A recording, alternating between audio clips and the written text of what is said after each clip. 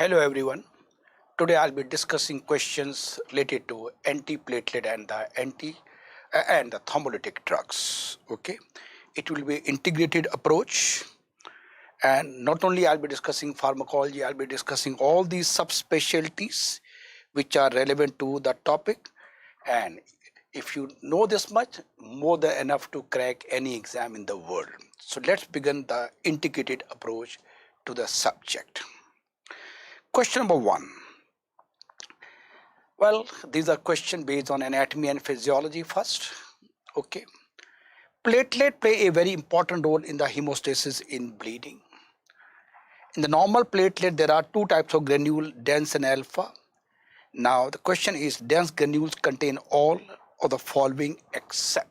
It's a beautiful question, basic question regarding anatomy and physiology of platelet. The answer of this question is von Willebrand factors. So let's learn the basic concept about the platelet. Okay. Basic concept. Thrombocyte. Remember, usually we use the term as platelet, but other name is thrombocyte also. And it is involved in the primary hemostasis. Okay, simple. So let's learn the basic pathophysiology, which will correlate with physiology and anatomy. What do you mean by primary hemostasis? Or rather, what is the meaning of hemostasis first? Then we discuss what is primary and secondary hemostasis. So friends, let's talk about basic concept about pathophysiology.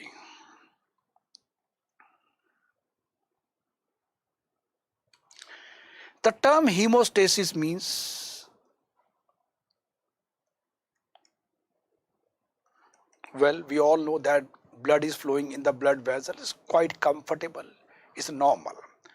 But whenever there is some bleeding occurs, so that lead to what? Any cut or any injury, that will lead to what? Bleeding. Yeah, it's so simple thing. But body has made a provision by which it can stop the bleeding. And this is so-called hemostasis. And if hemostasis was not there, then any cut could have led to bleeding, and any human being would have died. But God is the greatest engineer. He has made certain provision. So there are steps to control bleeding. So these are so-called step to control bleeding is known as hemostasis. Now what are the three steps? One is the primary steps, and other is the secondary. In primary itself, there are two things. One is vasoconstriction.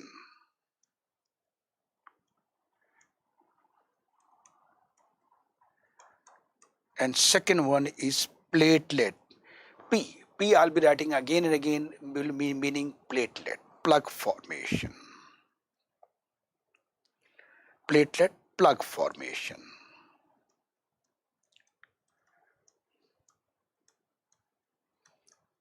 Okay. So in overall, primary, secondary, primary has again two vasoconstriction and the platelet plug formation secondary. Well, secondary is where actually clotting starts. It means the first thing to happen is what? First thing to happen is vasoconstriction. Second is platelet plug, and then come the clotting mechanism. Well, now there are certain, now we correlate this pathophysiology with the applied, clinical applied. The clinical applied is that if any problem occurs in the primary mechanism, anything, this will lead to prolonged bleeding time. And any problem which occurs in the secondary, that is clot formation, that will lead to increase clotting time. This is very, very important. And we further classified, we go into clinical applied. The clinical applied is number one, like in hemophilia. In hemophilia, there is a problem of the clotting. Why clotting? because we all know in hemophilia factor 8 is not there. This deficiency of factor 8, the problem lies in clotting. That's why in hemophilia bleeding time will be normal but clotting time will be increased. Classical question in the exam, right? Now second best example I can give you, even better, more clinical applieds. Now we are going to applied physiology. So we all have taken injection in our lifetime. There can't be any person who says I have never taken. Nobody can say that I have never taken injection. Yeah, or you may have. Obviously we are medicos. We must have given some injections also. What happened? Once you take injection, and after the nurse give the injection, then after that what she says, okay, please take this cotton and keep it pressed. Maybe you have taken a blood sample, then she say keep it like this. Why? What's the basic thing? Vasoconstriction. Small bleeding, little bit of bleeding which occur maybe by intramuscular injection type, this can be controlled by local vasoconstriction, right? So now come the clinical applied. The clinical applied is now question for the students. Tell me any condition you know of, any disease to be more precise, where problem lies in vasoconstriction, and that's why even small injection, intramuscular injection can lead to little more profuse bleeding because there is defective vasoconstriction. You get 20 seconds to think and answer. Write down the answer in your copy. In which condition there is problem of vasoconstriction? Any disease you know of? Yeah. Well, the answer of this condition is Ehlers-Danlos syndrome.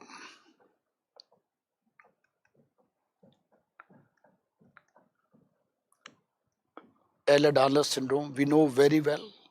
This one condition there is problem of is a connective tissue disorder, Ehlers-Danlos syndrome. So in this condition, in the connective tissue disorder, there is defective vasoconstriction. So definitely now I don't need to tell you that in this condition there will be prolonged bleeding time will be there. This is applied. So we learn the one word. So this was the first thing. We learned the meaning of primary hemostasis.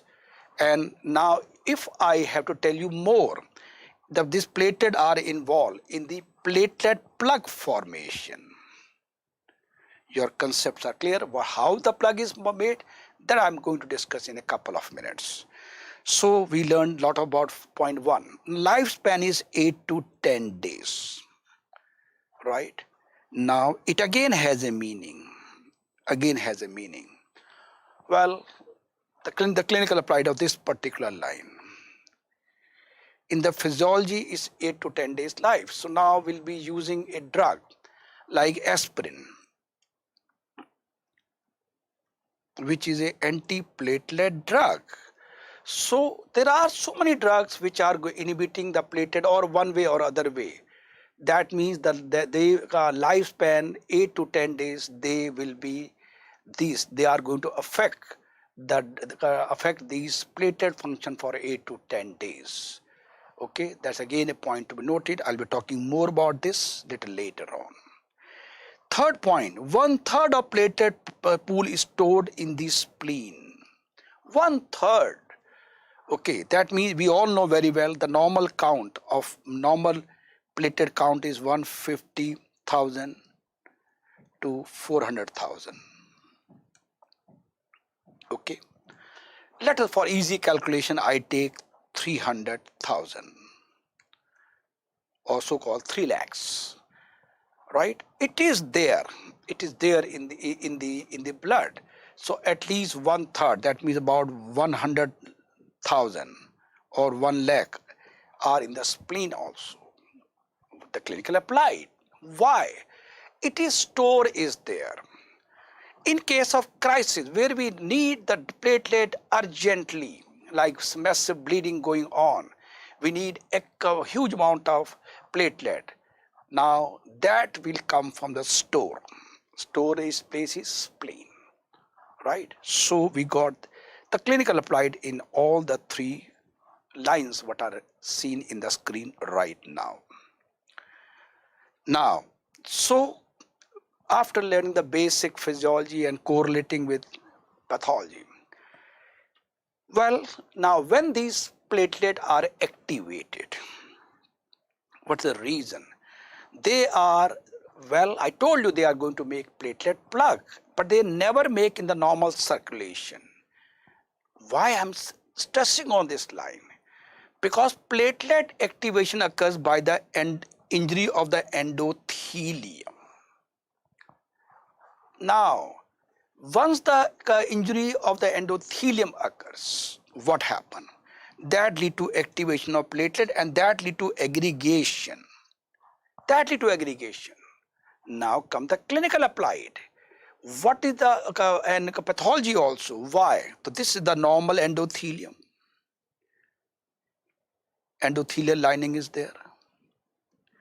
It is normal endothelial lining is there. And the platelet are, well, everybody knows they are freely passing or circulating in the blood. So now the endothelial injury occurs. Let us say this is the endothelial lining and there is some injury has occurred. Some injury has occurred, maybe in this area some injury has occurred. The endothelial lining has been lost. So that exposes the collagen. Collagen is exposed in the injured endothelium. So now this platelet, P for platelet, will get attached to this injured endothelium. It means what? The primary prerequisite for any platelet plug formation will be what? It will be injury. And that's why platelet plug doesn't form in the normal circulation. So we are clear about it. So when now of course when the endothelial injury occurs, and no need to say immediately vasoconstriction occurs. VC stand for vasoconstriction, the point I told you. Okay, now and this, as I told you, this small bleeding can be controlled. But what's the reason? It is now why vasoconstriction occurs. There are two reasons. One is local release of endothelin. Endothelin is the most powerful vasoconstrictor. VC stand for vasoconstrictor. Okay, so it's a very powerful vasoconstrictor in the body. It will immediately lead to vasoconstriction in the local area. Of course, there may be neural involvement also, even the neural involvement. So by these two processes, by chemical and neural, they lead to vasoconstriction, the point I mentioned to you. But remember, this happens only when this endothelial injury occurs. Okay, well, if the bleeding not controlled by the vasoconstriction, injury is more, bleeding occur. Now come the next step. That is what? Platelet aggregation occurs, right? Now why and how the platelet aggregation occurs, I'll be discussing in the coming slide. So we still continue with the physiology. As I told you, they contains dense and the alpha granules. They are in the platelet. So let us see what they contain. Dense granules, they contain ATP, ADP, calcium and serotonin. There are 4 molecules. Okay, out of this is the single most important. Of course, everything is important. But as of now, this ADP will be involved in so many places. So ADP is the single most important point which is relevant to platelet plug formation. So dense granule contain ATP, ADP, calcium and serotonin, right? Then we have alpha granules. They contain von Willebrand factor and fibrinogen and fibronectin. But for platelet plug formation, they are very, very important. So as of now, these alpha granule, von Willebrand factor and fibrinogen, and the dense granule is ADP. How to remember dense D. This is how you can make it easy to remember. Dense is ADP and alpha is von Willebrand and fibrinogen. With this background, so we are clear about it. So the answer to the question what was there, that alpha, this von Willebrand factor comes from the alpha granules. It doesn't come from dense granules. Well, now I'll be taking question 2 to 4 together. Discussion will be together. So let's see question 2. Viable palate body release which of the following molecules? Von Willebrand factor. Well, just now we learned that these come from the alpha granules.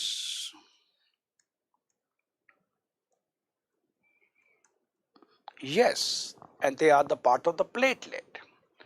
Now they also come from these WP bodies. What is this?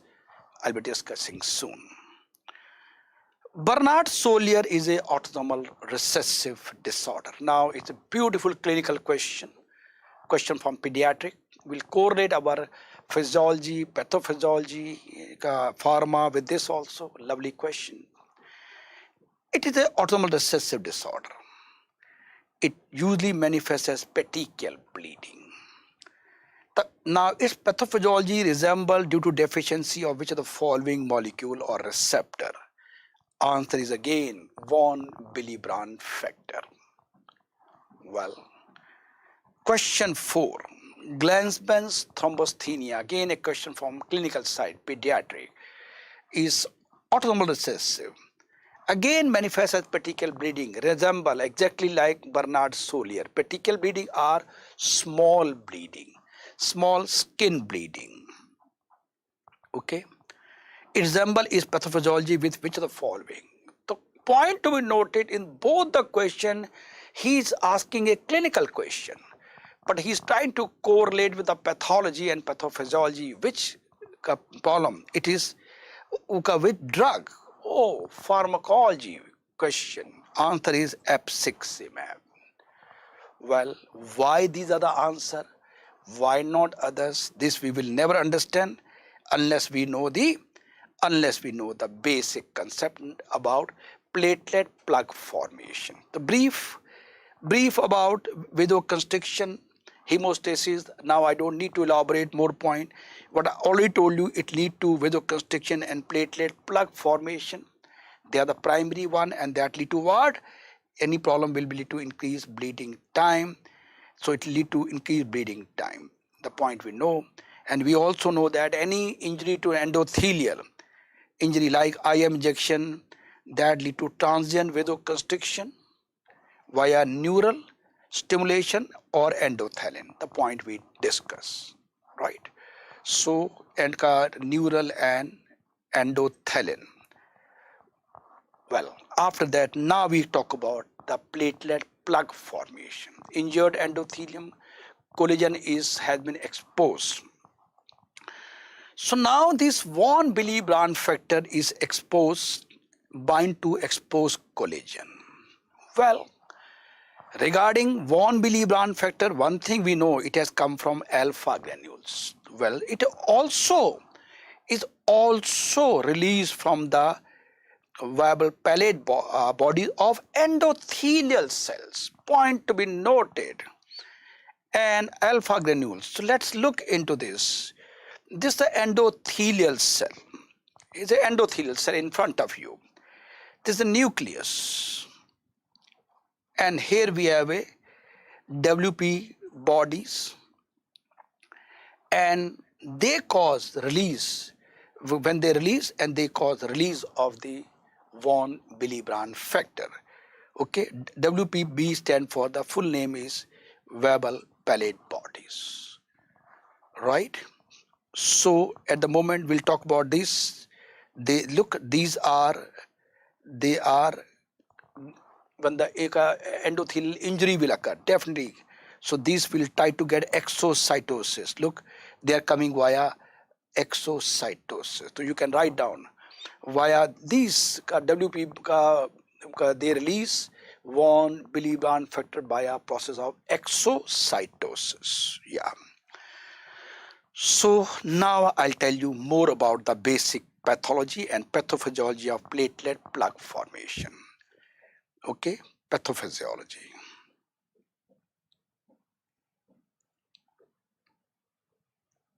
of platelet, P for platelet plug formation.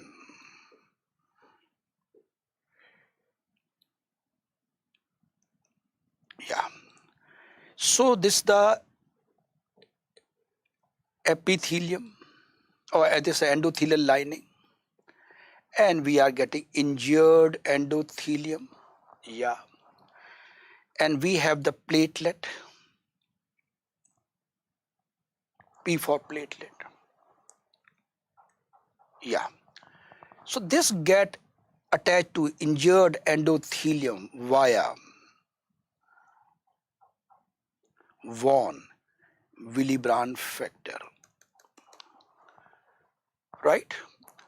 So von Willebrand factor is attached to the platelet at GP 1B oblique 9 receptor, right? So this is attached to injured endothelium, point to injured endothelium and receptor also. But make sure, just recall, this von Willebrand factor is getting released from the alpha granules as well as the injured endothelium. So where the von Willebrand factor is needed the most, then the body has designed in such a way that immediately von Willebrand factor is released immediately. Injured endothelium, alpha granule, and they are making, now this get attached to this injured endothelium, right? Similarly, we have one more platelet like this. It is getting attached to injured endothelium via von Willebrand factor. This is the other platelet. Well, but if they are like this, these platelet will be hanging like a pendulum. But body has beautiful designing has been done. Now these two platelet, they get attached to each other via fibrinogen.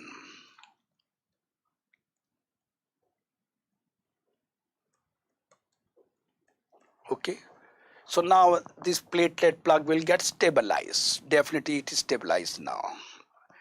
Now it is getting attached to platelet via GP 2B 3A receptors.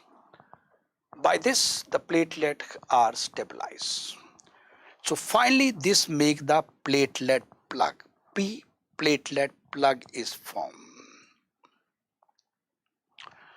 Well, quite stable. I hope you understood. Yeah. Now again we revisit this diagram. Let us see what are the components which are involved, because this slide which is there in front of you is the basic foundation of the entire platelet plug formation. So what are the needed? Needed is, what we need is, first thing is injured endothelium is needed, without which, because why? Because this von Willebrand factor is getting attached to only injured endothelium where the collagen is exposed. Understood. And after that, what all we need, number one, what need is platelet. Yes, understood. Second thing what we need is von Willebrand factor. Yes, agreed. Third thing is what we need is this receptor. This receptor. What is this receptor? GP 1B oblique 9. We need this receptor also. Fourth thing what we need is fibrinogen. Yes. Fifth what need is GP 2B 3A receptor. So these are the 5 components of any platelet plug formation. This is the pathology and pathophysiology. Now we go into the applied, the clinical applied about this. So first thing what we need is platelet. Yes, platelet are essential part of the plug formation. The clinical applied is definitely if the platelet count is reduced,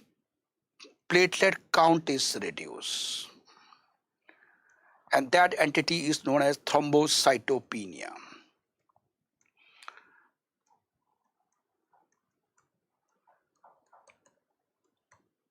Okay, thrombocytopenia.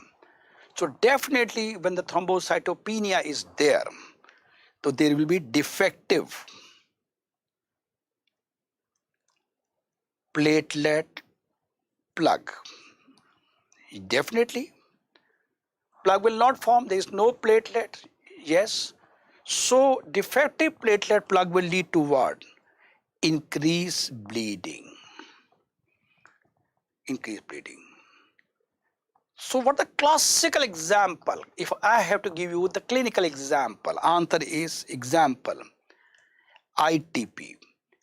ITP is what? Idiopathic.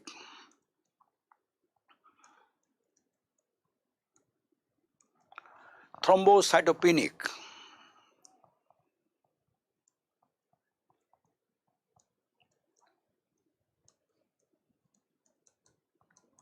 Purpura.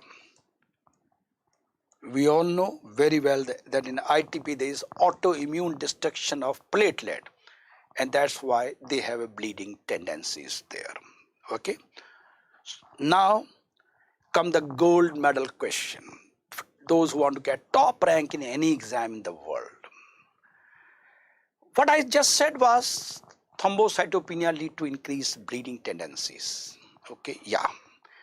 Now tell me any two conditions you know of where platelet count is reduced. P for platelet, downward arrow is reduced, upward arrow will be increased. So we have thrombocytopenia, but with increased clot formation.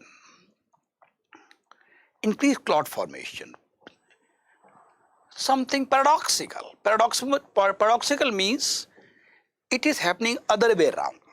Okay, because the platelet count is reduced, there should be increased bleeding.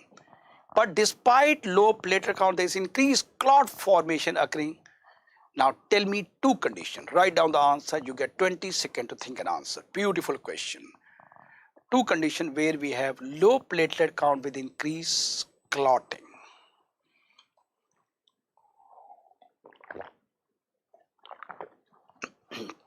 Well, answer is this can be done by heparin. Heparin induced thrombocytopenia.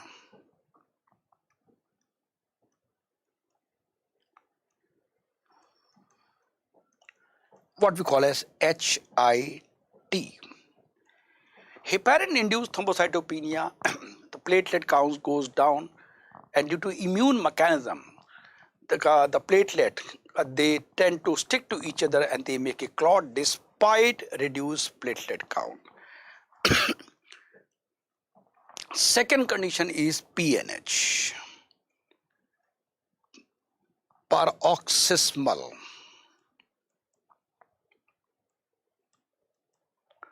nocturnal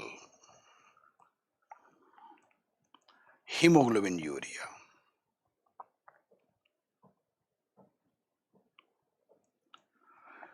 Here is a platelet count is reduced, but due to complement activation, the platelets stick to each other and they make a clot. So friends, the gold medal question is this, that we have reduced platelet count but increased clot formation in HIT and PNH. Don't forget these lines. Right, sir.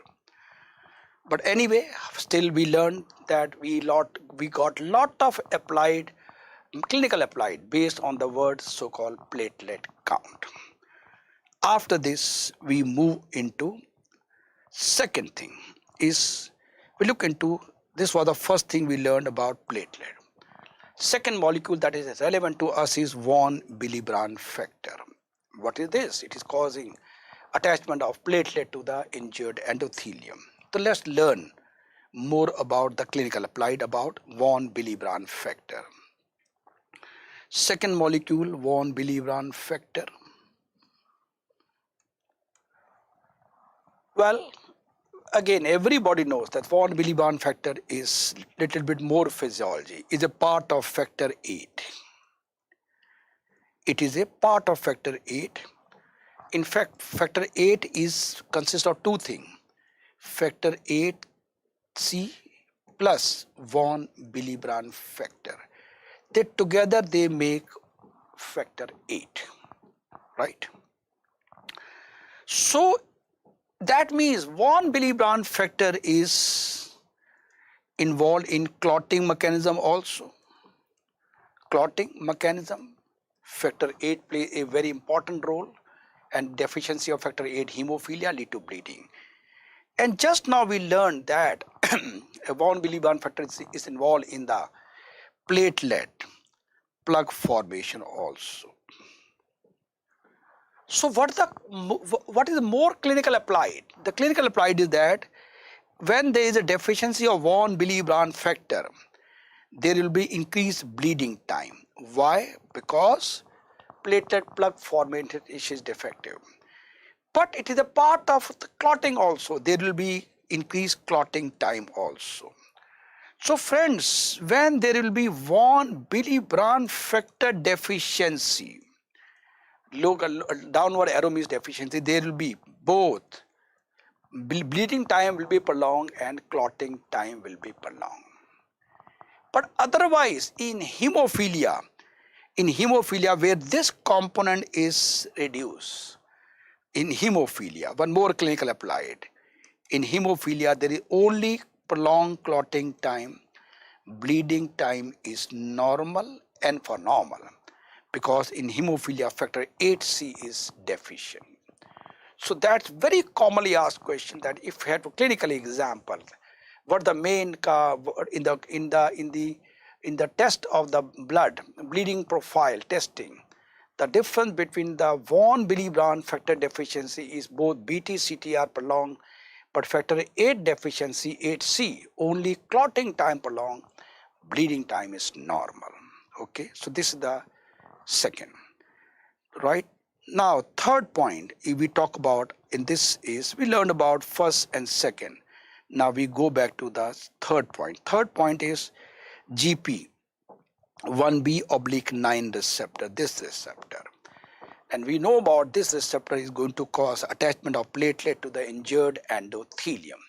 So let's read about this receptor, that is GP, third point, GP 1B/9 receptor.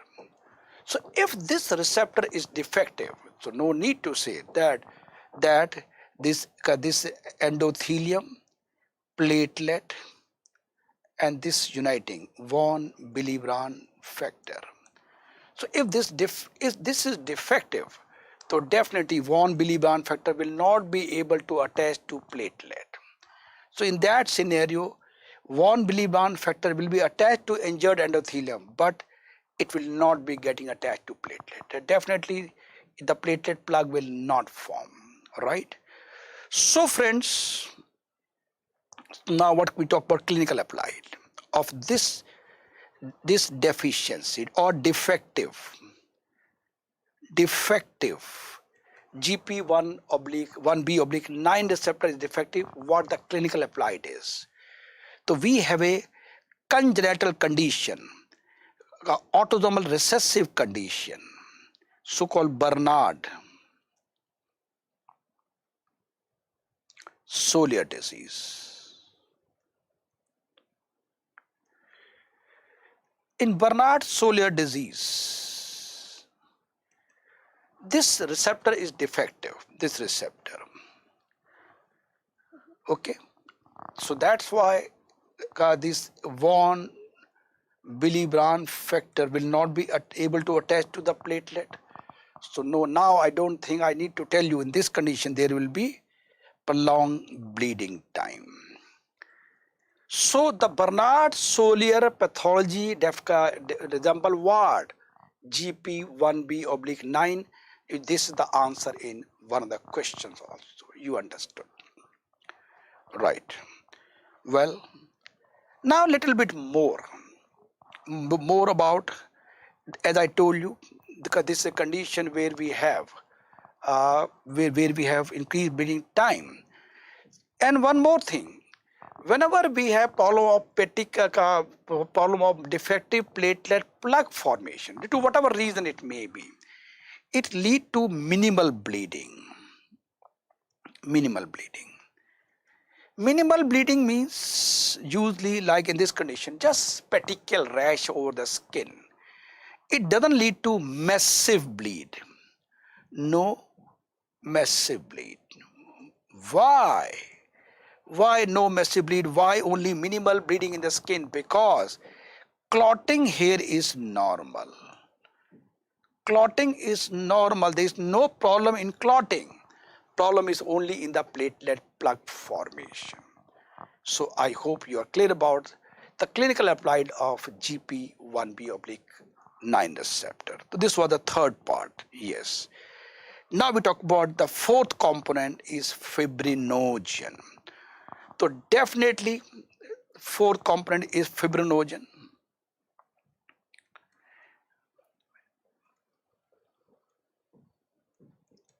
Which is, this is platelet,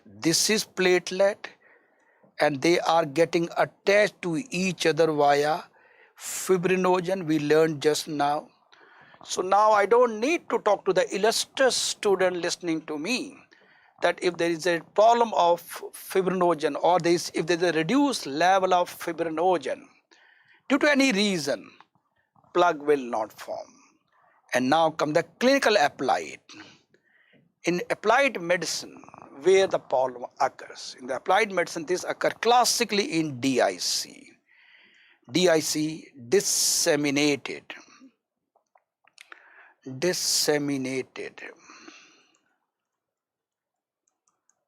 intravascular coagulation.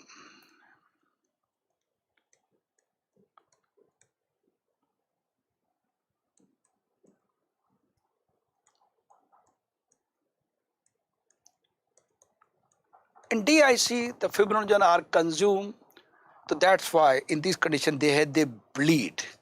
They have massive bleeding is there. Of course, DIC itself, there are so many reasons of massive bleeding, but one of the component is reduced fibrinogen level, and we also know that fibrinogen plays a role in clot formation. Clot formation also. So that's why if they again the way in von Willebrand factor deficiency, BTCT was prolonged. Sometimes there can be isolated fibrinogen deficiency also. Again, in these cases, bleeding time will be prolonged, clotting time will be prolonged. So we are clear about the fibrinogen also. This was the fourth component of platelet plug. The fifth component I can show here only. What was that? What was the name of receptor where the fibrinogen get attached to platelet? That was GP2B, 3A receptor. So now I don't think the point number fifth about platelet plug formation, if this receptor are defective, plug will not form. And now we talk about applied medicine. How we can apply this knowledge to our clinical applied or applied medicine, whatever you can say, clinical applied. The clinical applied is that, so this receptor again, they may be defective congenital also. That is so called this congenital defect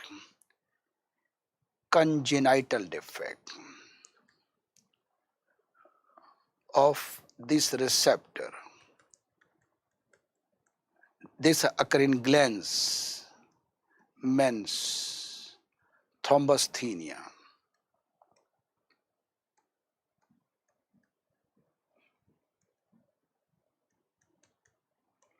Okay. So in glands, mens, thrombasthenia, there is defective GP2B3A receptor. It's again a autosomal recessive condition. And we learned that Bernard Solier also, there was defective GP1B oblique 9 receptor. So these two are the receptor problems. But here we have one more clinical applied. One more clinical applied. There are now recently there are certain new drugs which are acting at these receptor. They act at these receptor, so-called GP 1B oblique 2B oblique 9 receptor blocking drug. So we got GP 2B 3A receptor blocking drugs, and which are widely used as an anti-platelet drug. And the drugs, they are tirofiban, epsiximab,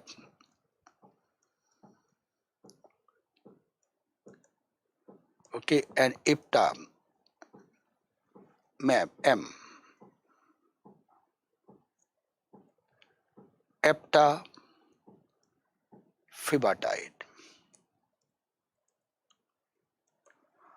These are the drugs, and of course in clinical practice this is the most widely used. Epsiximab is most widely used. So it is a monoclonal antibody against the GP2B3A receptor. They are all injections. Let me talk more clinical side. So they are injection GP2B blocking the receptor. So they are specially used in acute coronary syndrome, in acute MI, especially after putting stent. We all know very well the stents are put in the coronary arteries in acute blockage. So after putting stent, these drugs are specially used. They are very effective in preventive stent-induced clot formation. Many of you are familiar that once you put a clot, when we put a stent in the coronary artery, it maintains the flow. But sometimes stent itself can create clot formation, and these drugs are specially used to prevent stent clot formation by the stent. So friends, we got lot of information on this particular slide. We go back. We are enriched by a huge amount of information. So a quick recap. Injured endothelium is a mandatory. After that, we need platelet. We need von Willebrand factor. We need GP1B oblique 9 receptor. We need fibrinogen, and we need GP2B3A receptors.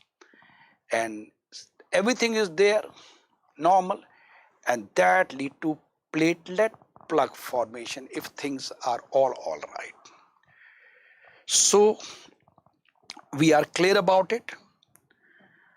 So now a little bit more. Addition was, that means von Willebrand factor is platelet, they are getting attached to the injured endothelium, little bit more. So I told you that platelet bound to von Willebrand factor at GP1B receptor, okay, and after that platelet releases ADP and calcium and thromboxane A2, point to be noted. So what comes out when the platelet get attached to injured endothelium is ADP, calcium and thromboxane A2, and it is ADP. Remember, I told you ADP came from dense granules, and I also told you that the three molecules are important out of alpha and the dense granule. In the alpha granule, the point important was fibrinogen and von Willebrand factor, that you know by now. ADP, the mnemonic was adhesion, dense, D dense and ADP. This ADP help platelet adhere to injured endothelium. It is needed. How? I'll be discussing in the coming slides. So the applied medicine was in von Willebrand disease, there is a BT and CT, both are along the point we discussed earlier. So we are clear about the adhesion also. Well, now ADP binding to receptor induces GP2B3A expression. These receptors, they come out to the surface. How and why I'm going to discuss in the coming slide. As of now, just remember, ADP was released by the platelet, which induces the GP2B3A receptor on the platelet surface, and finally, once these receptors are there, that lead to aggregation by fibrogen and GP2B3A receptor. This point you know. So now you know the importance of ADP, which is going to cause attachment of one platelet to other platelet via fibrinogen platelet. But this is GP2B3A receptor, just GP2B3A receptor. Okay. But this receptor lies inside the platelet.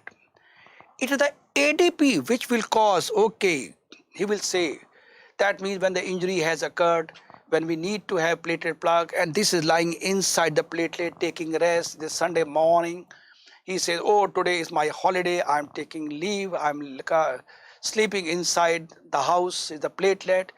But ADP comes, oh, get up, it is an emergency. Bleeding is there, please get up. Oh, he says, go to the surface. He rushes to the surface of platelet. And once it is there, Mr. Fibrinogen is there to welcome. Mr. Fibrinogen says, welcome Mr. GP2B3A receptor. Welcome Mr. GP2B3A receptor. Let's unite. Let's work together as a team. And they all contribute to the platelet plug formation. Understood?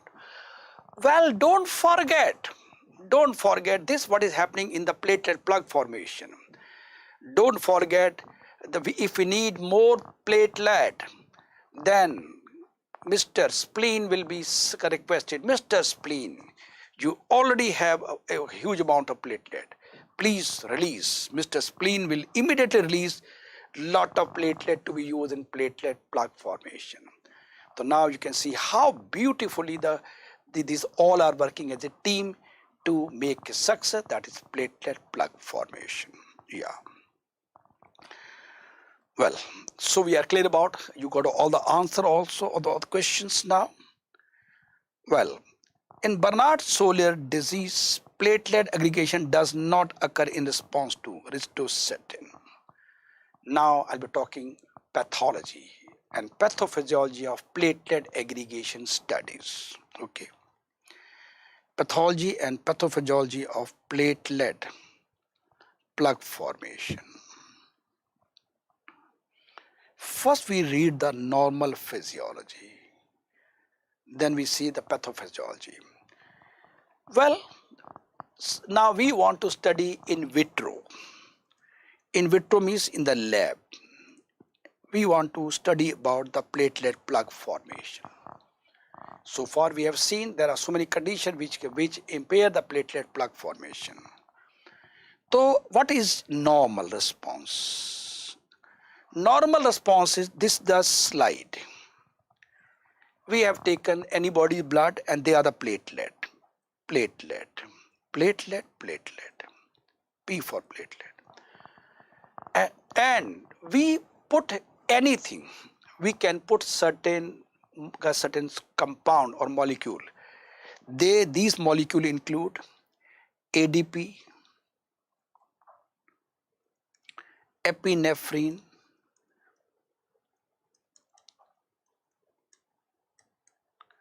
collagen,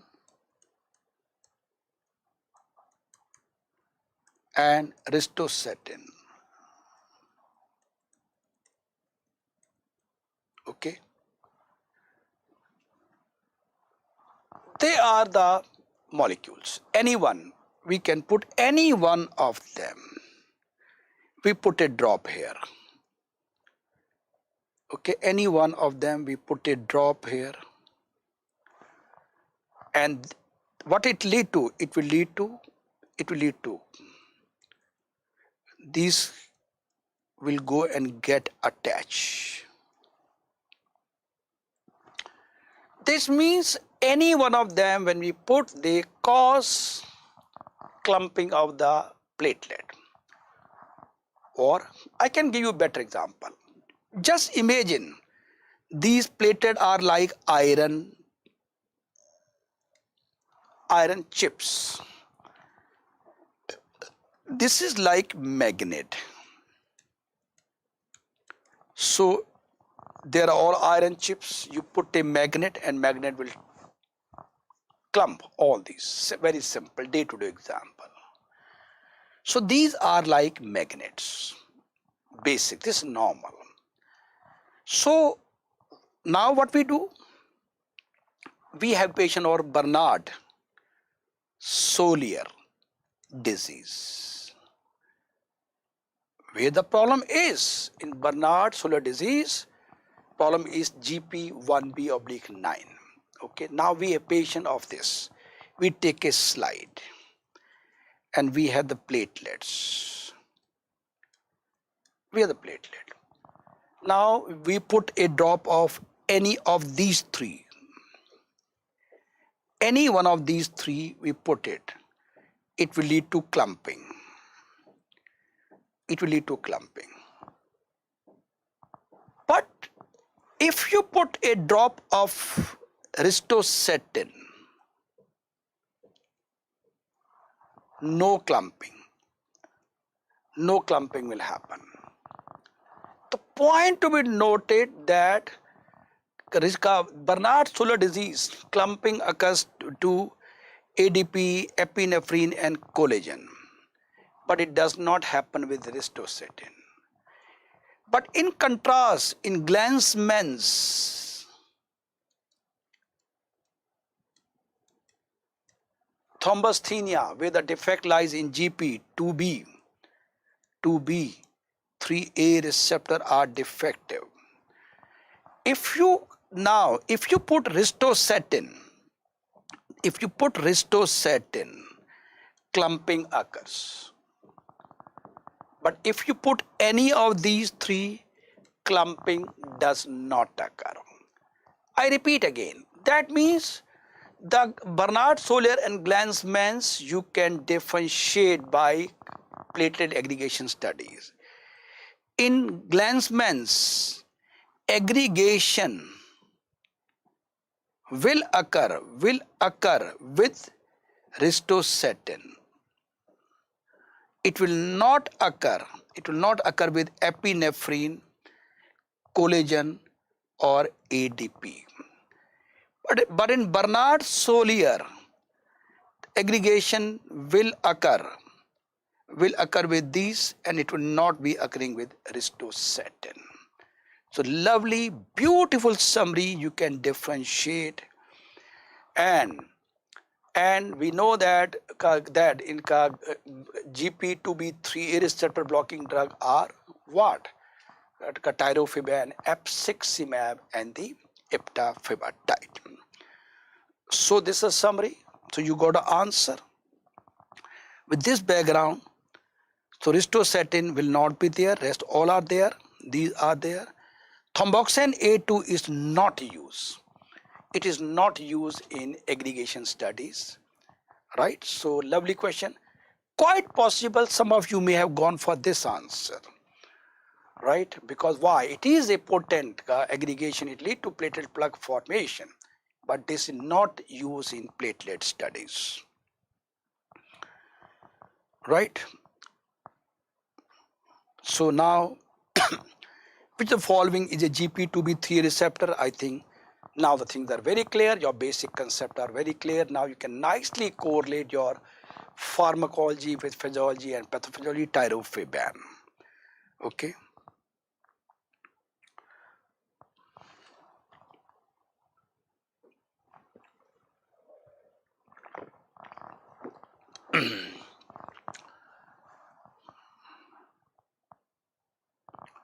Now we discuss part 2. I'll be together taking as question 1 to 3.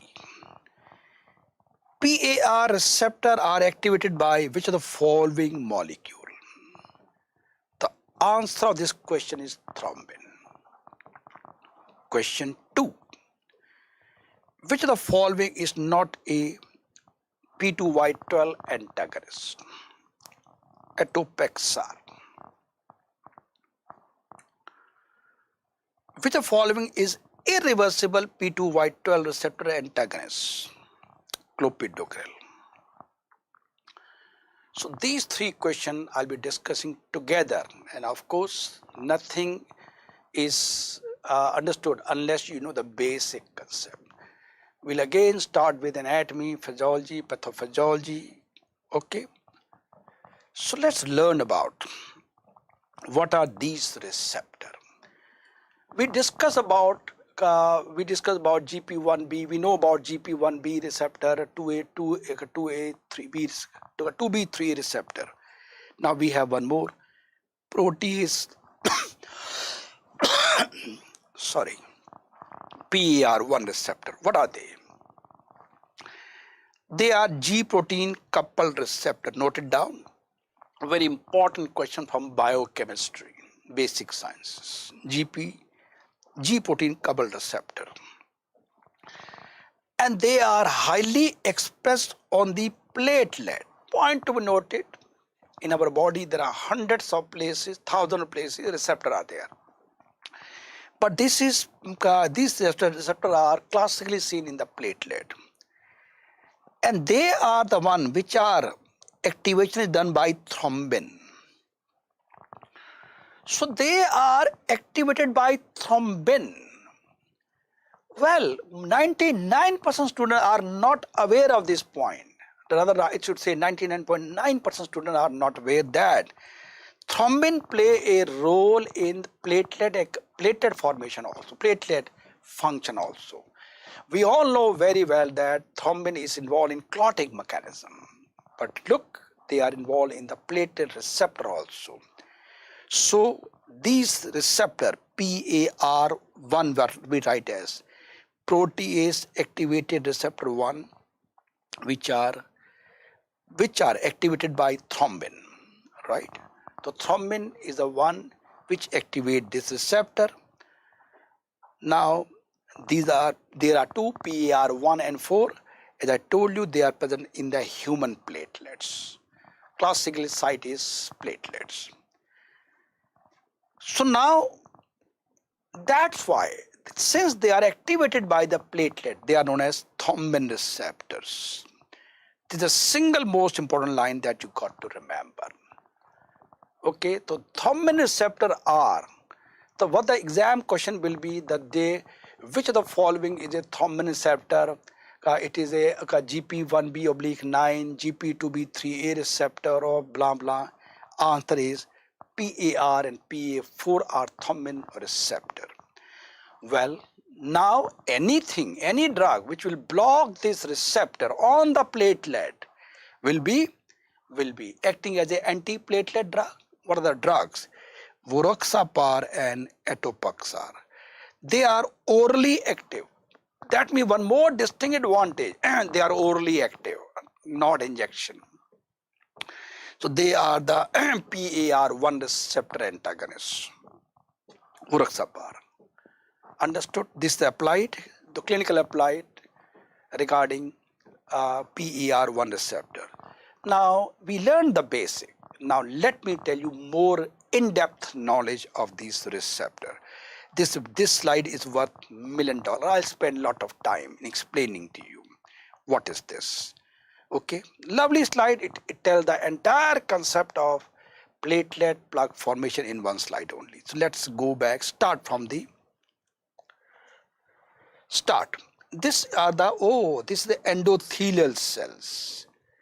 Endothelial cells. Yes. So we can see these are the endothelial cells. Endothelial cells. And we find there's a break. Injury has occurred. This endothelial lining is not there. Injured endothelium, which is the prerequisite for the plug formation. So now this injured endothelium, it had been shown here, and these are collagen, which have been exposed. Okay, let me make a picture better. So these are collagen, which I already told you, which is a mandatory. Now this is the platelet, P for platelet, and this getting attached getting attached via, oh, von Willebrand factor. Yes, von Willebrand factor. What is this? This is getting attached as GP1B receptor. That we understood, much better idea, clear picture is there. Okay, so we learned about injured endothelium, von Willebrand factor and GP1B receptor. Understood. This we have done it.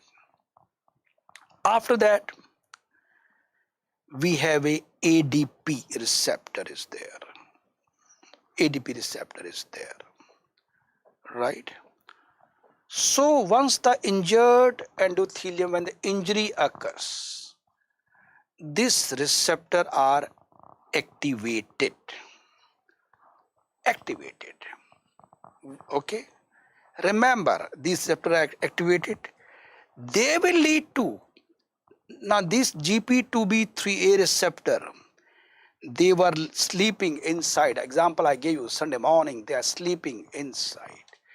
And this ADP receptor which are activated, they say, oh, please come out, please come out. They come out. In the cell surface, they are coming.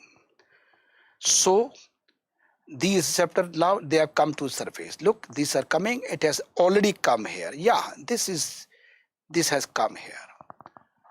Well, we have antiplatelet, and they are united each other via fibrinogen. Fibrinogen are, and ultimately the platelet plug formation occurs.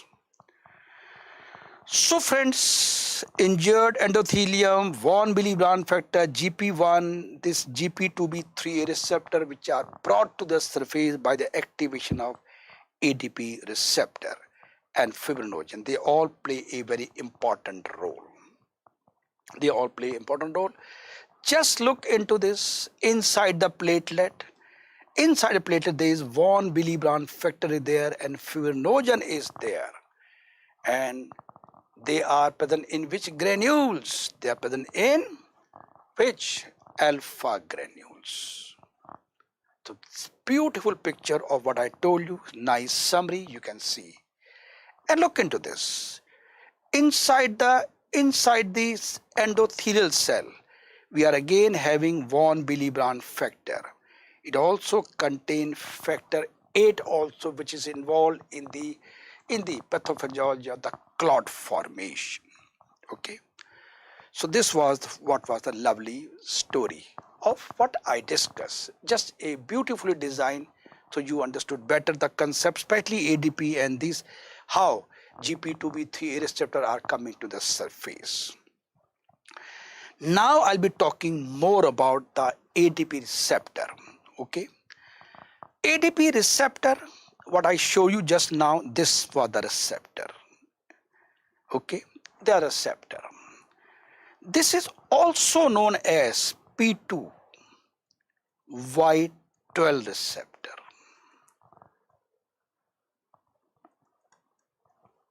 Also known as receptor. So at time they write P2 Y12 receptor, and at time they write as ADP receptor. And most of the time students are confused. This is a bottleneck. So be clear, both are same. One person having two names, P2 Y12 and ADP receptor. Now the ADP, which has been released from what? Dense granule. It is going to come and activate this receptor. Once these receptors are activated, then adenyl cyclase convert ATP into cyclic AMP. And it is this cyclic AMP which is going to cause platelet activation. Right? So now you understand. So any drug which will be blocking this receptor, like ticlodipine, clopidogrel, these you can write down. These are drugs. They are all oral drugs. Ticlodipine, clopidogrel, pesugrel and ticagrelol. Note down. These ticlodipine is not used nowadays, but you should know. So these are the so-called P2 vital receptor blocking drug, or you can say ADP blocking drugs, right? So I hope you have written. Out of these, these two bind, they bind irreversible.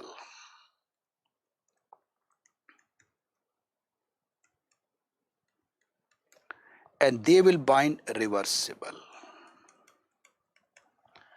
Prasugrel and ticagrelor, we have one more drug in this category is congrelor.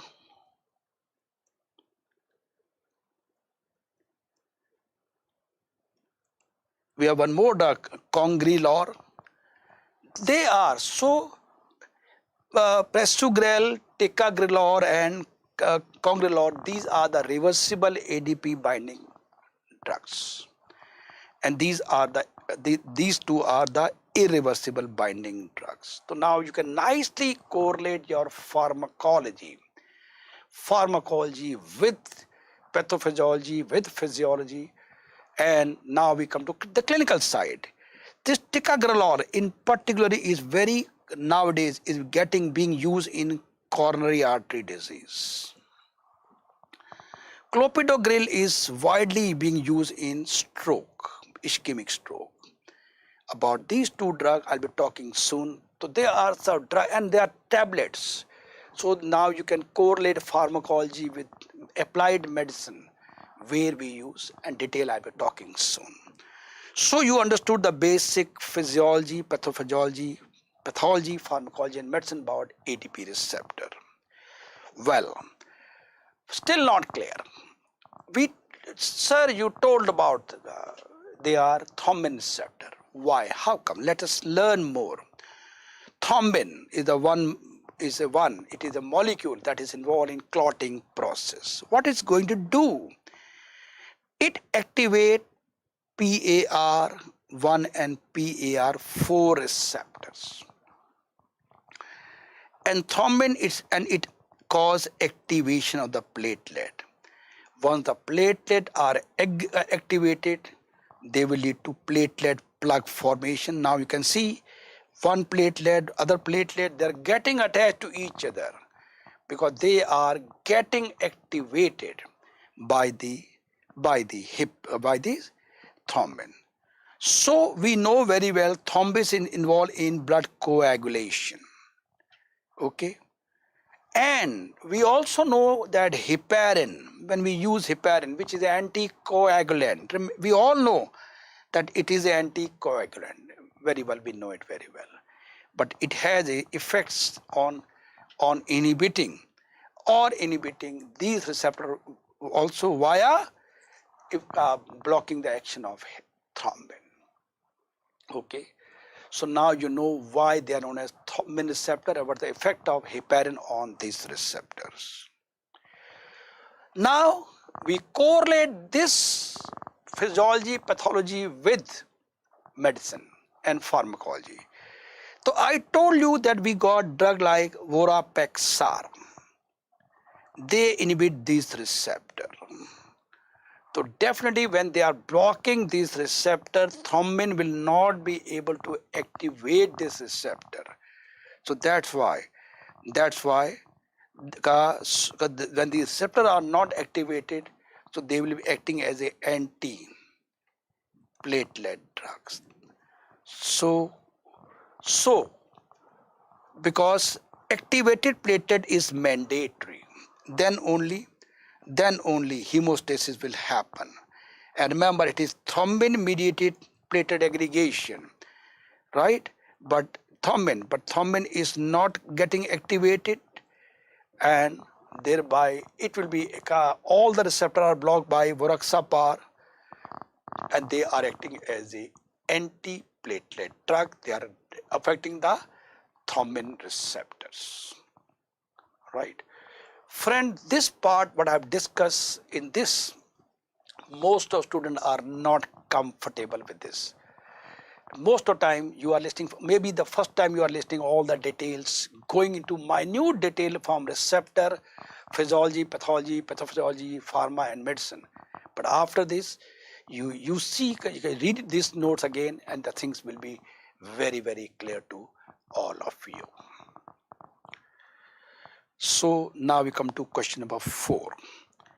We are getting a 70-year gentleman who come with a acute medical crushing pain chest.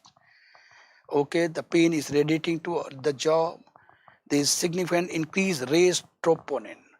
Raised troponin indicate the patient has got acute MI. Even the pain chest character is also acute MI.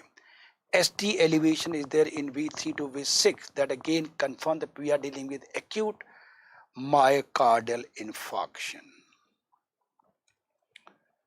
Okay. So, diagnosed with ST.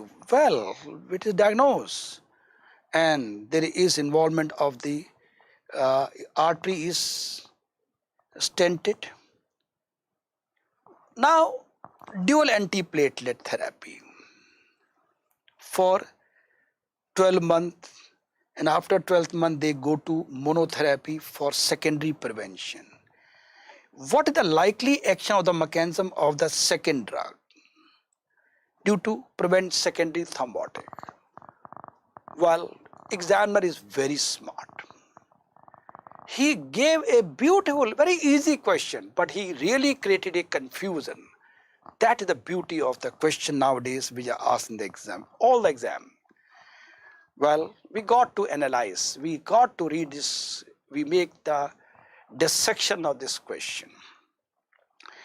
One thing, he is very kind enough that he told that troponin level is increased.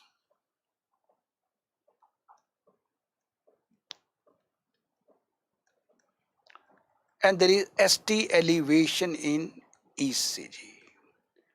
These two, he has very clearly told that we are getting acute ST elevated MI. Now they write as ST elevated MI as STEMI. Fine. This acute MI is that, he said very clearly. Now he has given a word called dual antiplatelet therapy. So now first let me tell you what the meaning of the clinical applied of dual antiplatelet therapy. This concept has concept recently. Dual antiplatelet therapy. Dual antiplatelet therapy. For ages we have been using aspirin as the standard, low dose aspirin of course. Low dose aspirin we have been using as an antiplatelet drug. Wonderful drug is this. But recently the concept has come. The concept is dual antiplatelet. They say that if you use another antiplatelet drug also, then mortality rate goes down drastically. It has got mortality benefit. And now they are using usually ticagrelor also. I don't need to repeat again what the ticagrelor is. So when the patient of acute MI come to you, they give this dual antiplatelet therapy, aspirin and ticagrelor usually in clinical practice. This is usually given for about 12 months. This is as per NICE guidelines, which are followed in UK and also by American Heart Association. AHA is American Heart Association. Consensus is there. Use these two. But after 12 months, okay, you can withdraw this. You can continue, use it as a secondary prevention.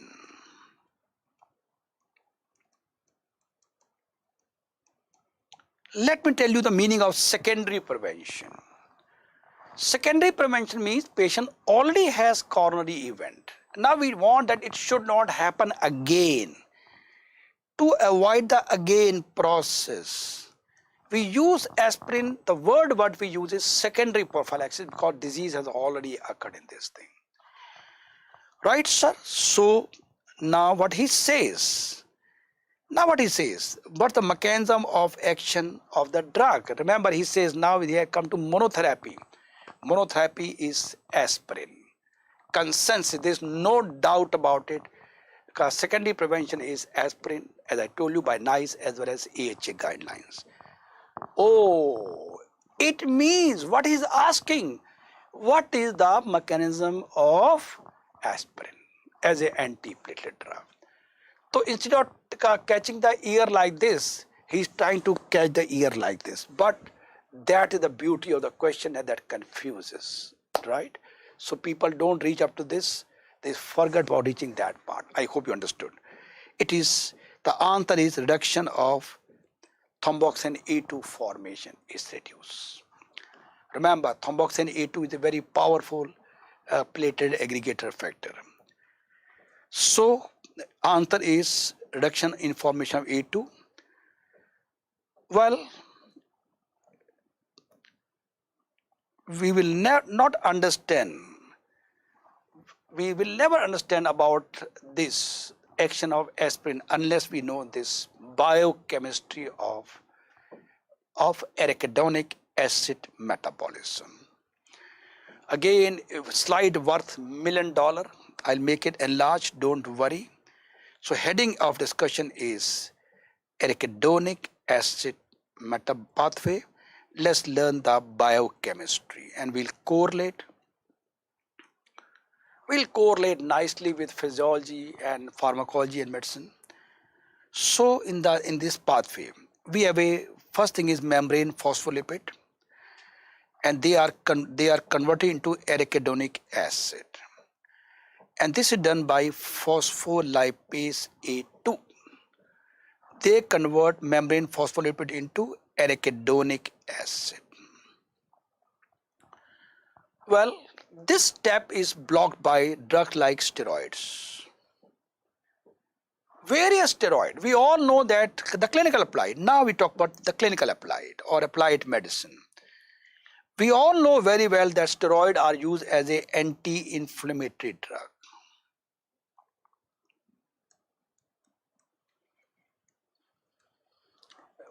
Okay. So how they act at this step. This is applied. So anti-inflammatory action of steroid is by blocking phospholipase A2. Okay. Yeah. So we move further. Now arachidonic acid is being made. It has been made. Right? Arachidonic acid has been made. And now this is further converted into cyclic endoperoxidase, okay, by COX, and this arachidonic acid is metabolized by two ways, either by COX or by 5-lipoxygenase. I'll be talking both of them, and then you will understand better.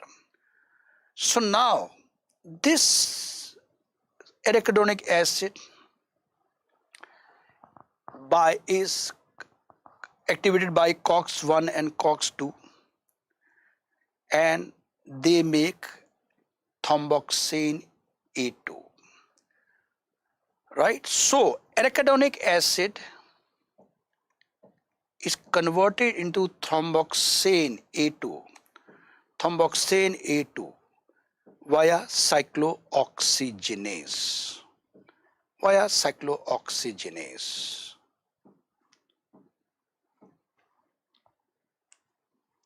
Just a minute.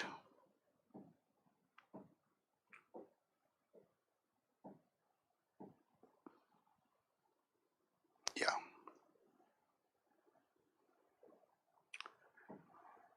Cyclooxygenase, this converts arachidonic acid into thromboxane A2,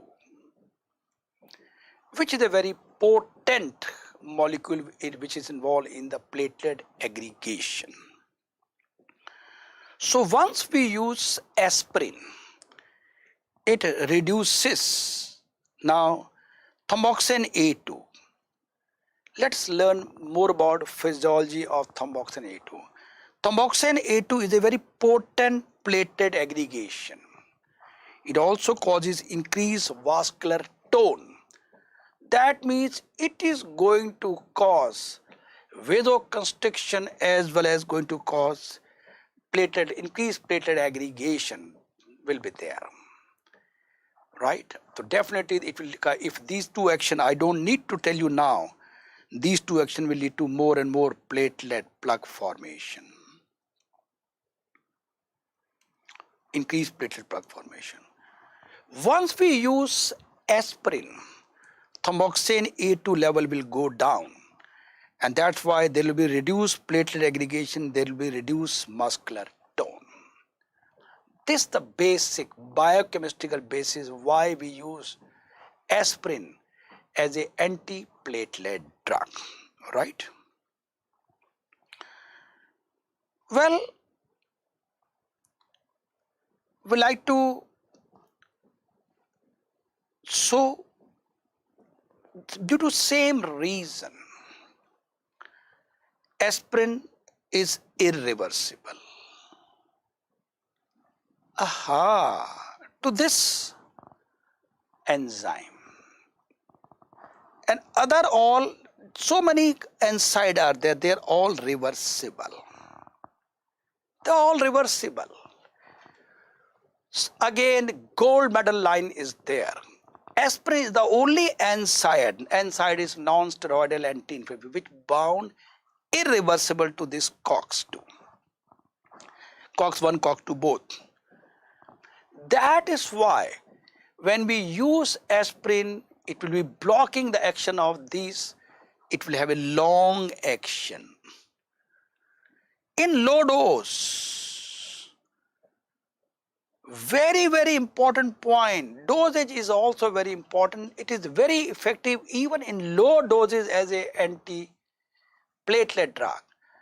Low doses. That's why the usual doses what they use clinically is 75 to 300 milligram. Okay, they are these high, these doses doesn't lead to much of the toxicity of aspirin. About again about this I'll be talking to you little later on, that when we use anti-inflammatory action, remember platelet we use as antipyretic, also anti-inflammatory, they are higher doses.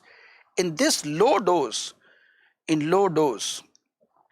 they do not lead to anti-inflammatory action, they only lead to anti-platelet action, right?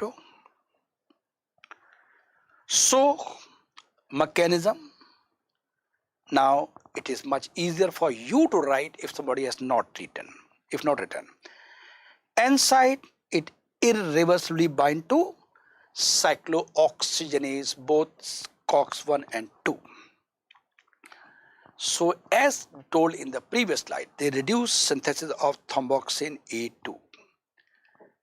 And in the previous slide, I also told you that this is needed, thromboxane is needed for platelet aggregation.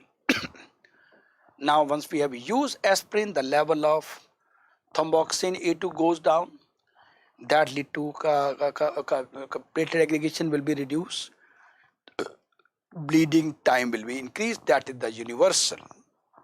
Any condition which lead to defective vasoconstriction or platelet plug formation will lead to prolonged bleeding time, but no effect on prothrombin time and PTT. Remember, they will be affected when only when clot formation is defective. So these PT are the test for clotting, not for the bleeding, not for the platelet function. Point to be noted. Okay, and now this effect will last till new platelet are produced. Oh, why? So important. Recall that platelet lifespan is about 8 to 10 days. So once the aspirin bound to this, the action is going to last till the new platelet are going to come. That's again the beauty of the aspirin when we use as an anti-platelet drug. So where we use, as I told you, low dose, less than 300 milligram, 75, 150, 300, we use as a decreased platelet aggregation. But the normal dose, what we use, maybe 300 to 240, 2400, this is antipyretic, analgesic or anti-inflammatory. These are typical use of any NSAID For fever, for pain, or for inflammation, higher doses.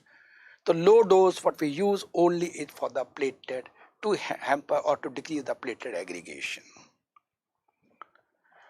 Now, what are the nice guidelines of UK and American Heart Association guidelines? Universal consensus is there. All patients with established cardiovascular disease must take aspirin provided there is no contraindication. That is understood. Okay, must. And this is known as so-called what?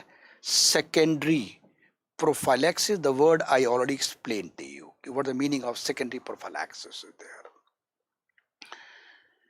But again, as per NICE and American Heart Association guidelines, aspirin should never be used for primary prevention. Point to be noted. Now, let me explain to you what do you mean by primary prevention. Suppose you are sitting in the OPD, a 40-year gentleman come to you. He say, doctor, I am hypertensive. And he say, doctor, I have heard that if hypertension can predispose to heart attack or so-called coronary artery disease. And patient says, I read in Google, Dr. Google to be more precise. Dr. Google says that aspirin low dose is you can prevent attack. Can I take this? Although he doesn't have any established coronary artery disease, doesn't have any coronary, hypertension is there, well controlled. So if he take, this is primary prevention. The AHA guidelines and NICE guidelines, they say no, not to be used. They are not used as a primary prevention. They are only used when they establish, as I told you in the previous slide, established CVA disease is there, then you use not as a primary, right? So now if we look into other option, clopidogrel is a P2Y12 inhibitor. I don't think I need to discuss more, okay. Dipyramidol I'll be discussing just now in the coming slides. It is again thromboxane inhibitor. It also lead to reduced formation of thromboxane A2, and it also inhibit adenosine reuptake in the platelet. This I'll be talking in detail just now. Tirofiban and epsiximab, they are GP2B3A receptor blocking drug. They are injections. Okay, they are usually used in acute coronary syndrome. Cilostazol is a phosphodiesterase 3 inhibitor. This is option E. It is more used as in intermittent claudication for peripheral vascular disease. It's a very good drug for those patients who have peripheral vascular disease, especially like patients like diabetes. So it is a effective drug for intermittent claudication.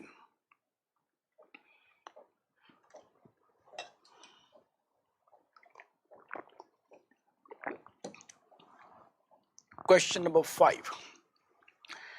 65-year-old present 8 hours of sudden onset weakness in this face and arm.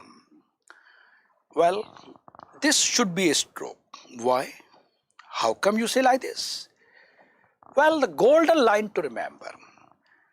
In neurology, if there is something sudden onset,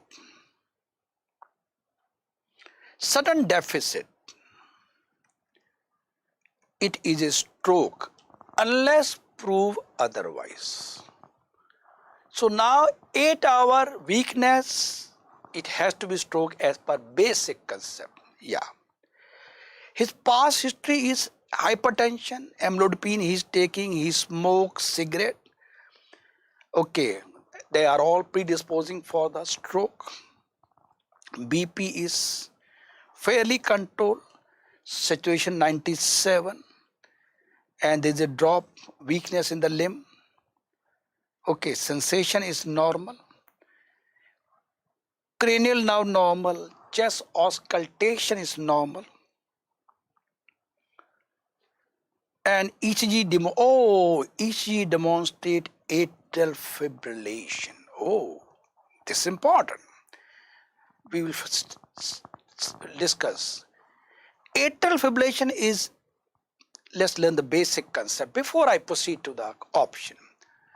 Atrial fibrillation is one condition which is often predisposed to thrombus formation in the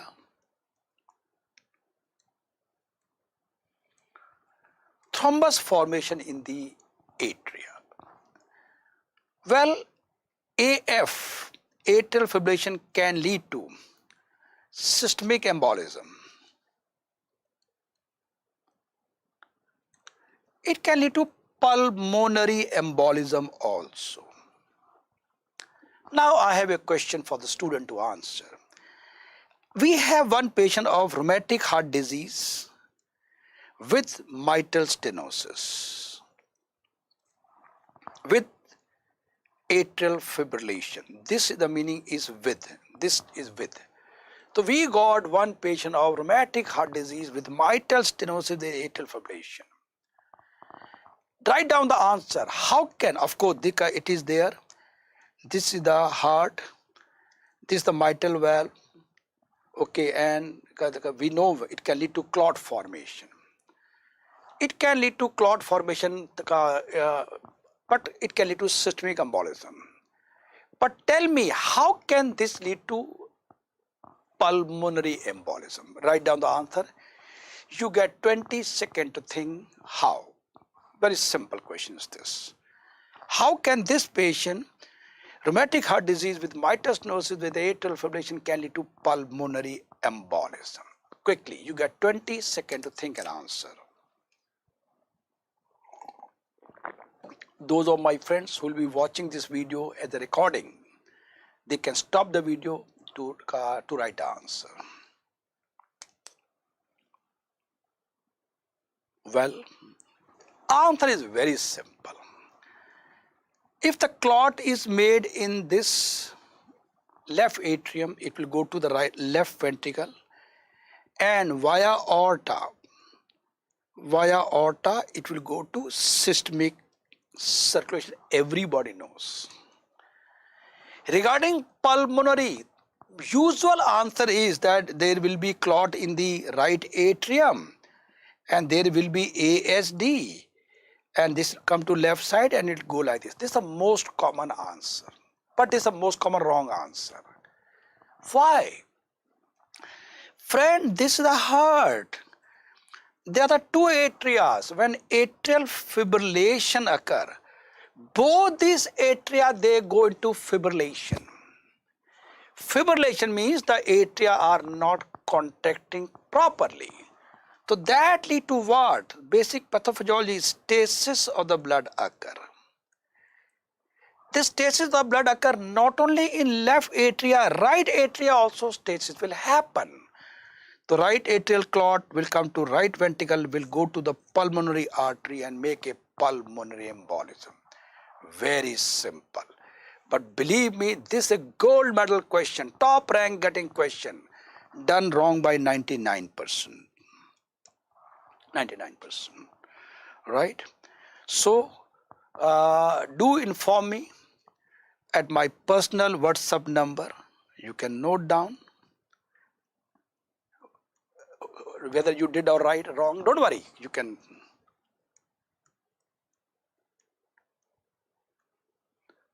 Okay, do inform me regarding your answer or other anything. You can very well contact me. So lovely question. I hope you are clear about it. So we continue. We are still dealing with question now. CT head was done to rule out hemorrhage, and angiography does not demonstrate a specific occlusion. So we are using aspirin. Okay, again, how is going to act? Well, inhibition of thromboxane A2. Remember, even in stroke also, aspirin is always the first line treatment. Again, he never mentioned beautifully twisting around, beating around the bush, atrial fibrillation, blah, blah, blah, but he never mentioned. So how it is? Again, remember, in whether it is stroke or it is coronary artery disease, the first line treatment is always aspirin. So how it acts, thromboxane A2, I don't think I need to discuss again. I elaborated nicely in the previous slide. Okay. Now little bit more. Stroke is there, no doubt about it. Anything which is of sudden onset, unless proved otherwise, is stroke. CT exclude hemorrhage. Remember, an angiography does not demonstrate any specific occlusion. So, and moreover, he has come after 8 hours. He is outside the thrombolysis window. We do thrombolysis in acute ischemic stroke if he come within 4.5 hours.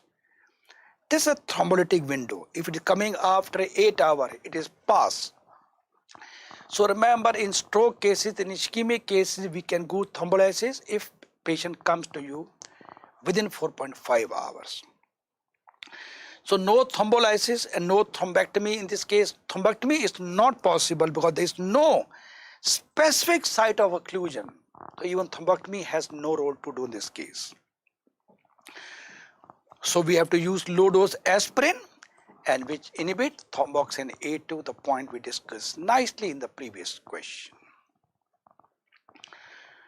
Well, factor, other option whatever given was factor 10A inhibition is by apixaban.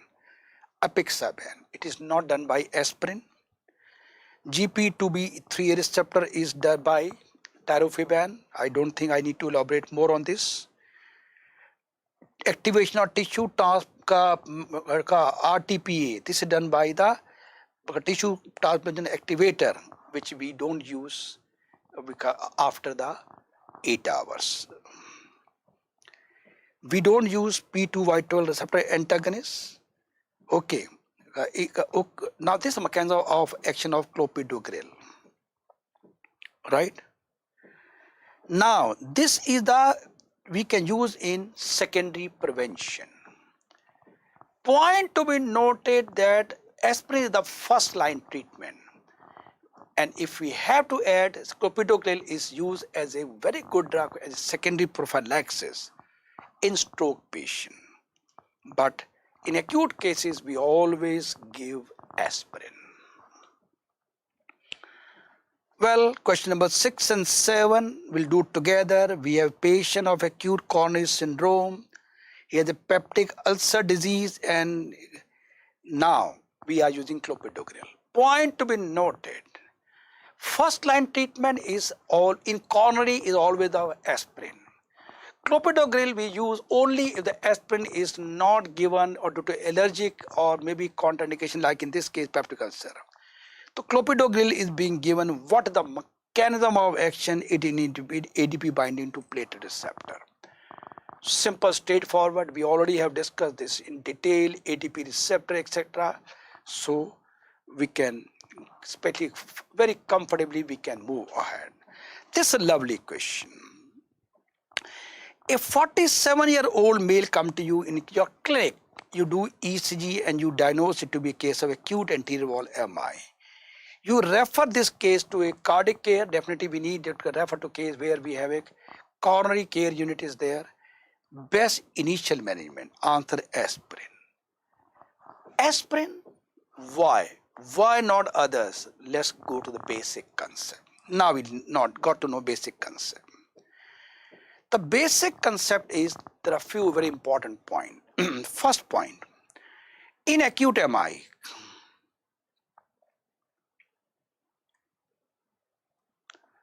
usually they say around 25% people they don't reach hospital.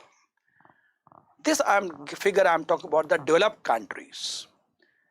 Okay, where 25% they die at home or on the way to hospital, 25% mortality.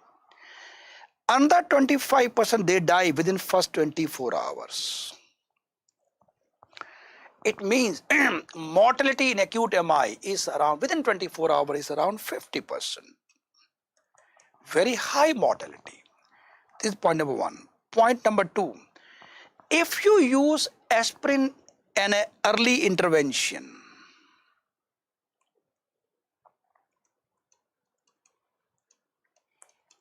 that means you give aspirin immediately in acute MI, you reduce mortality by 30%. That means 30% mortality is reduced. Very simple. Patient has come to your OPD, you are sitting in your clinic and you diagnose aspirin, you do the right thing by referring the patient to higher center. But it will take some time for patient to reach the higher center.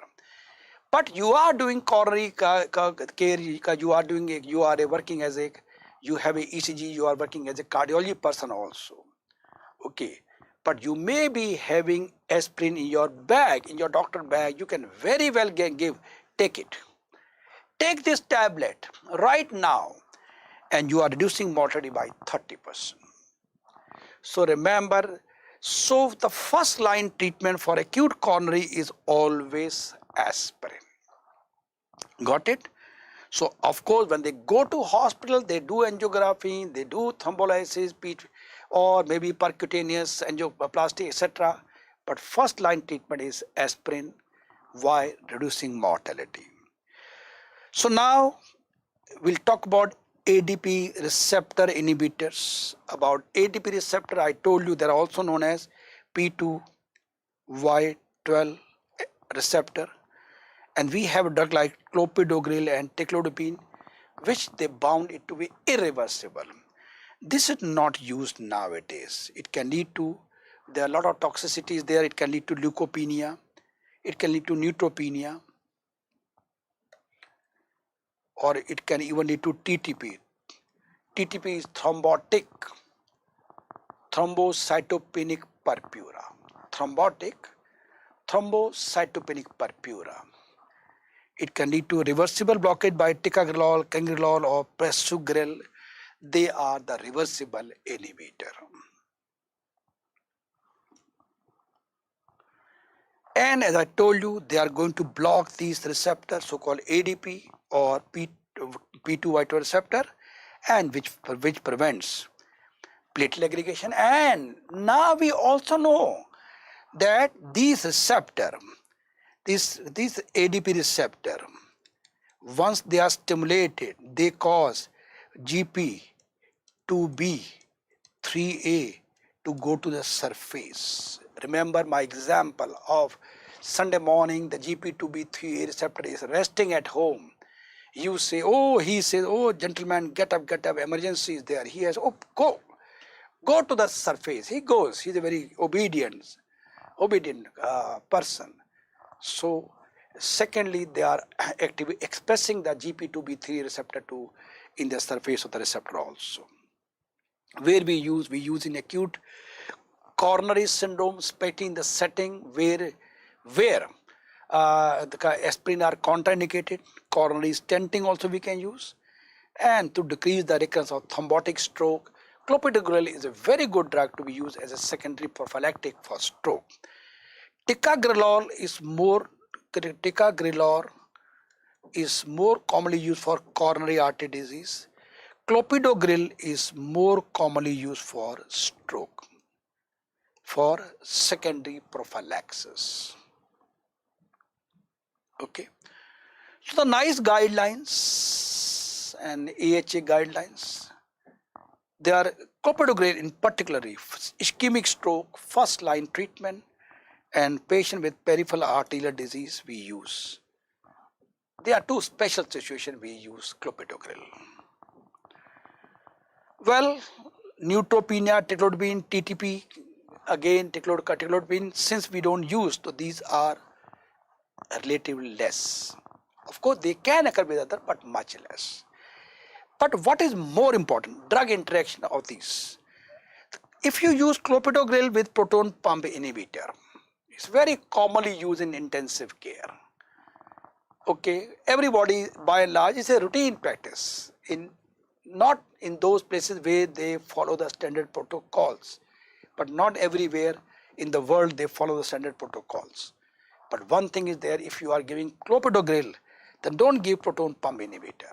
It is going to decrease the efficiency of clopidogrel, and this is as per NICE guidelines. NICE guidelines are for the UK.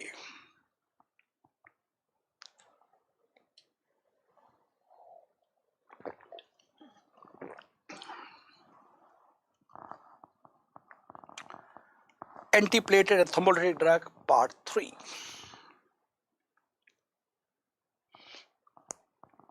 We'll take question 1 and 2 together.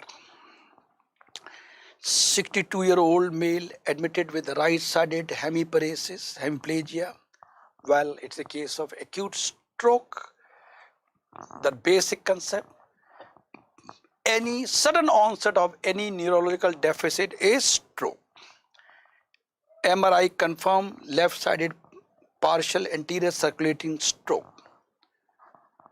High dose of aspirin for 14 days. He then started on the clopidogrel, and he was unfortunately intolerant. You start him on dual aspirin and dipyridamole. Clopidogrel he could not tolerate, and we use aspirin and dipyridamole. What the mechanism of action of dipyridamole? Answer is B, increases the effect of adenosine. So let's learn about pharmacology of the dipyridamole. Okay, then we'll correlate with clinically also. It's a non-specific phosphodiesterase inhibitor. Phosphodiesterase inhibitor, right? So once it inhibits the phosphodiesterase, it will cause increased cyclic AMP. Increased cyclic AMP will reduce intracellular calcium level. Okay. Well, so this is one way of its action. One way. But there is another way also. It also reduces cellular uptake of adenosine. This is one other way. It also reduces synthesis of thromboxane A2. So there are three ways where it acts like an antiplatelet. By reduce cyclic AMP, reduce calcium, which lead to reduce intracellular calcium, reduce adenosine, and reduce thromboxane A2. Well, so normally this cyclic AMP, they are broken down by the phosphodiesterase. So as I just mentioned, they are going to inhibit, causing increased cyclic AMP. Okay. Well, what is more important, if you use adenosine exogenous, which we often use for treatment of supraventricular tachycardia, what we write as PSVT. PSVT is the paroxysmal supraventricular tachycardia. So now comes the gold medal question, is the top rank question. It is contraindicated if the patient is taking dipyridamole. It is just like, why? This is the blocking the receptor. It is causing the blocking of adenosine receptor. And if you give adenosine from outside, it is going to activate this receptor. It means this adenosine receptor,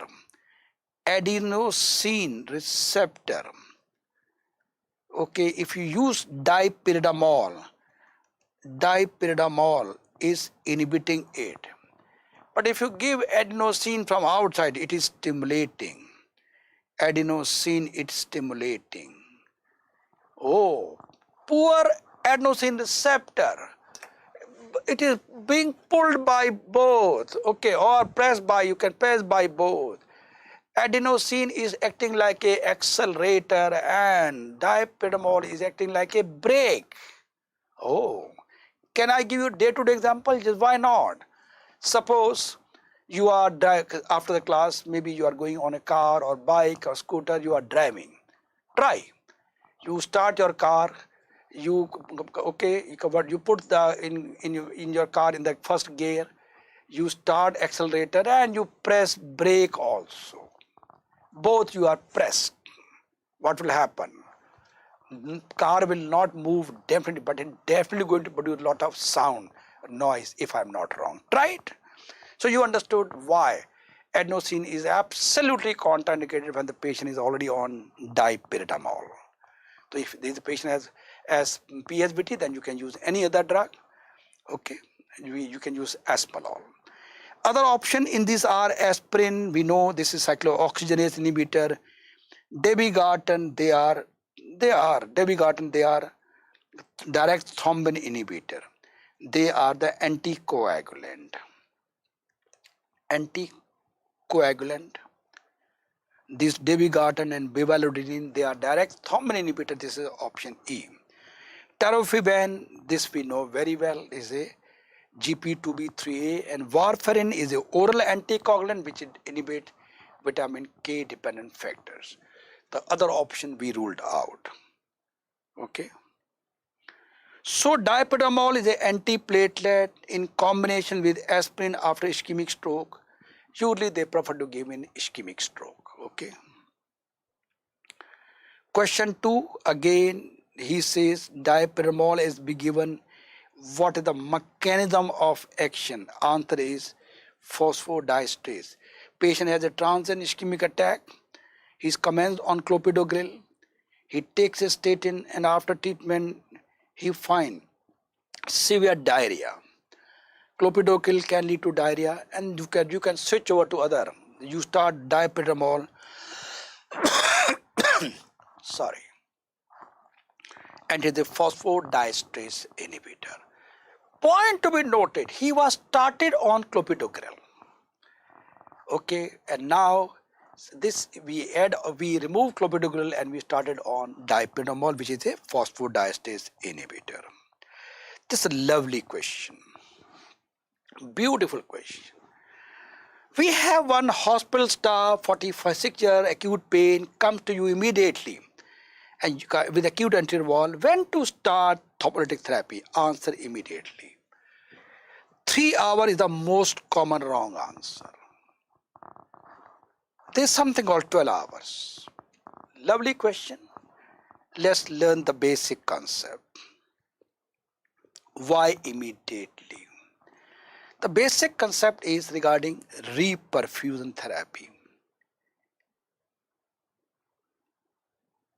Concept of myocardium salvage and concept of reperfusion therapy. What is the concept of myocardium salvage and reperfusion therapy? We have a myocardium. This is myocardium. This is the coronary artery. This the plaque is there. Plaque is there. Suddenly it rupture or a thrombus is made, or maybe embolism or thrombus is made. That means this artery is totally blocked. Totally blocked. Whole blood supply is gone. So now the blood supply is gone. This was the myocardium which was beating. Now it will not beat, it will just vibrate. It will not beat because there is no blood. Okay. So immediately blood is gone, not vibrating properly. So there may be mechanically there can be hypokinesia. Hypokinesia, less amount of movement of the myocardium, or maybe akinesia, myocardium is not moving at all. This is what we get mechanically. There is no blood supply in the myocardium. ECG, this is normal ECG.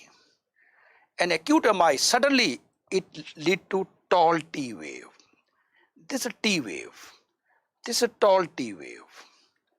It occurs within minutes of acute MI. For next 2 to 3 hours, and remember pathologically when the artery was blocked, this is ischemia is there. Myocardial ischemia is there. So mechanically hypokinesia, ECG tall T wave, and pathologically ischemia is there. No blood supply, ischemia. But ischemia means tissue is viable, it is not dead. For next to 2 to 3 hours, mechanically still hypokinesia, but ECG, you start getting ST segment elevation. ST elevation. It is still ischemia. Pathological still ischemia. It can survive for next 2 to 3 hours without any blood. Blood it may get from here and there. Point to be noted, same thing when the brain ischemia occurs, the cardiac arrest occurs, if we can revive within 3 minutes, we can save the brain death. In coronary, in muscle, 3 hours. Okay, 3 hours if we can, and 3 hours, within 3 hours, if you open the block, it can save the myocardium. Otherwise, after 3 hours, it will start dying from center to periphery. Center to periphery, now necrosis start. Necrosis start, tissue is dead now. Tissue is dead. Dead tissue you cannot revive. I can give you a better example.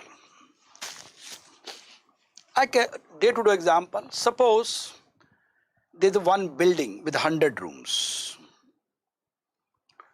and there's a fire in the veranda.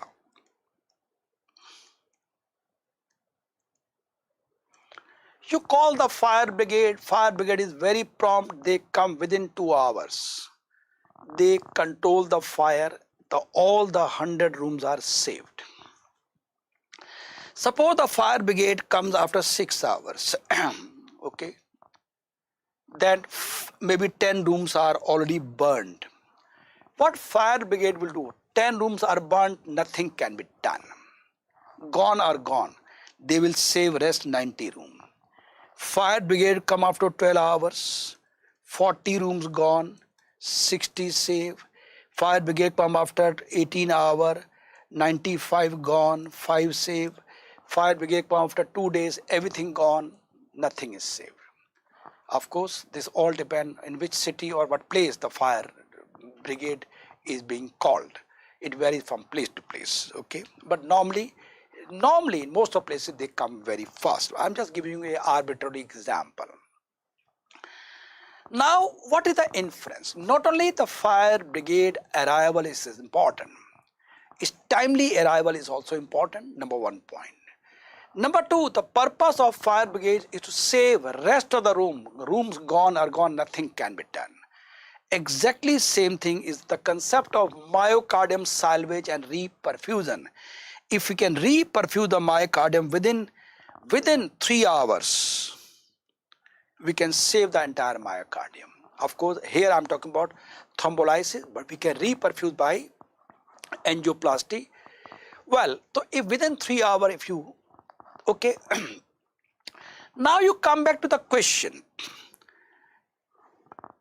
Why you went for 3 hours? Up to 3 hours you can save the myocardium. But patient is in the hospital, has come back to you immediately.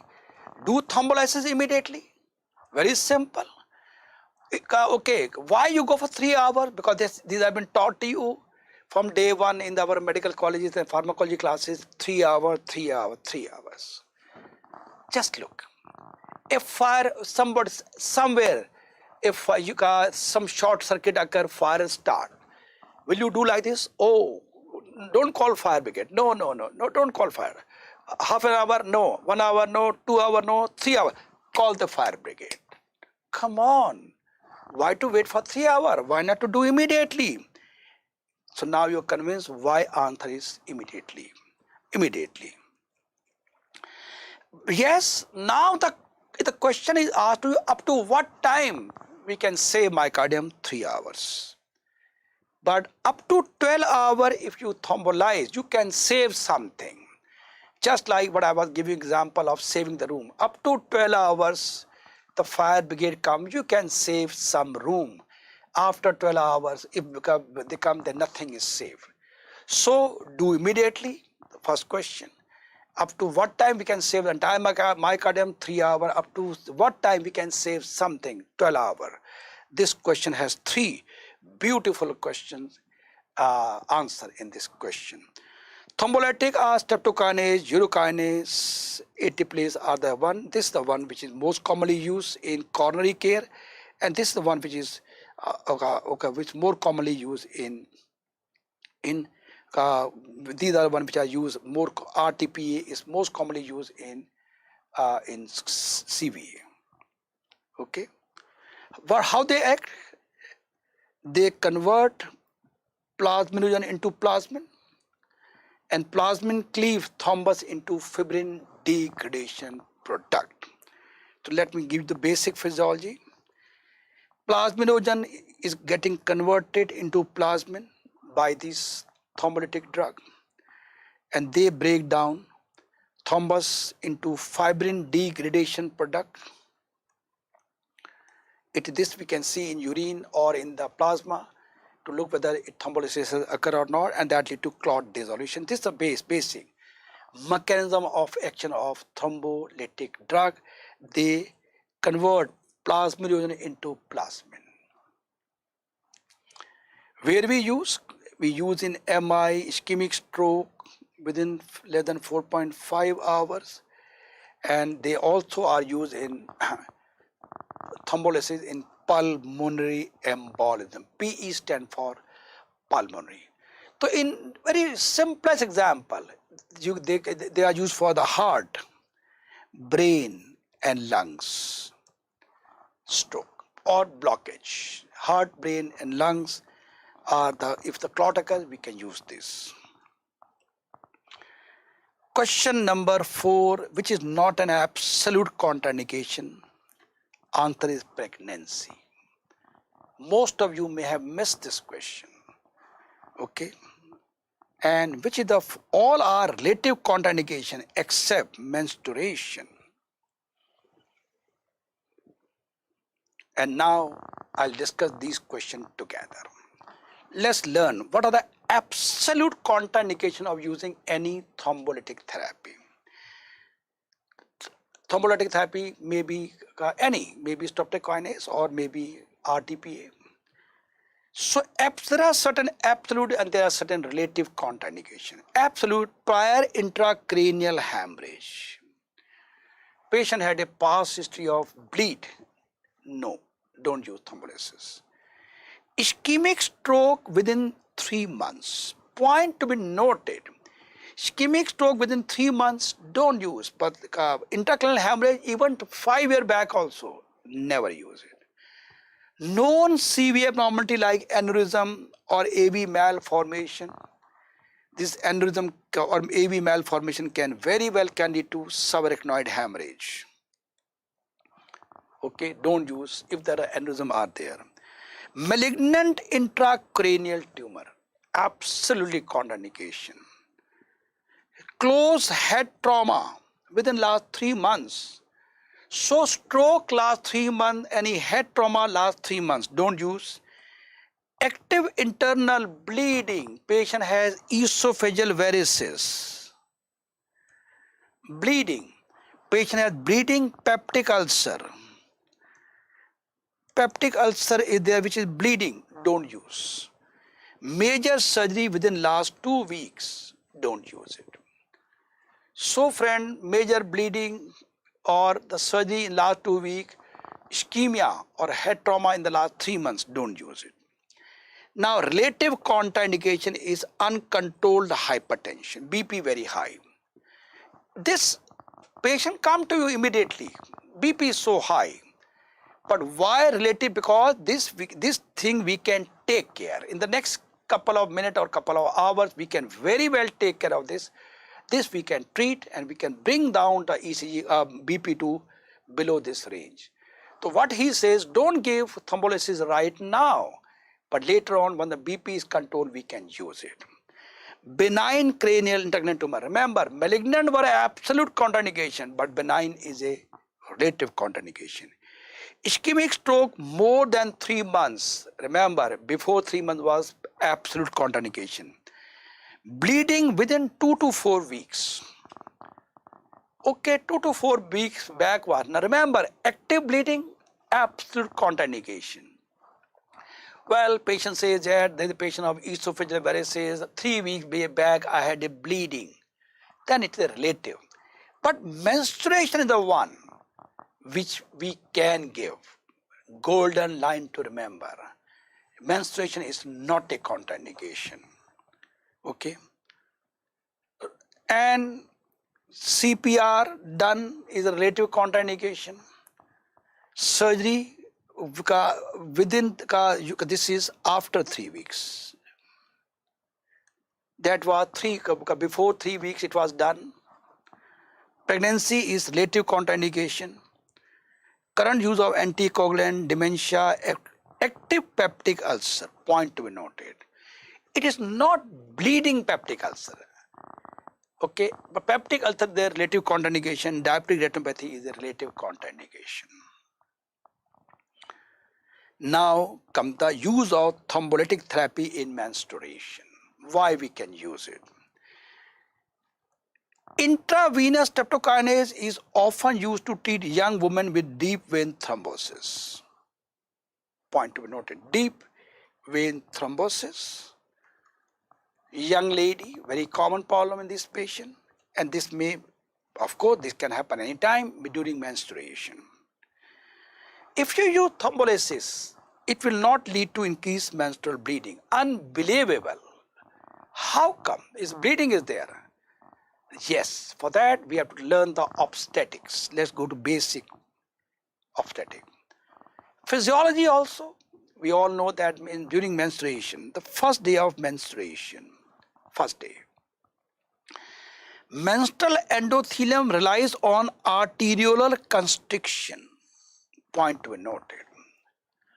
So when the menses start arteriolar in the uterine lining, they go into constriction.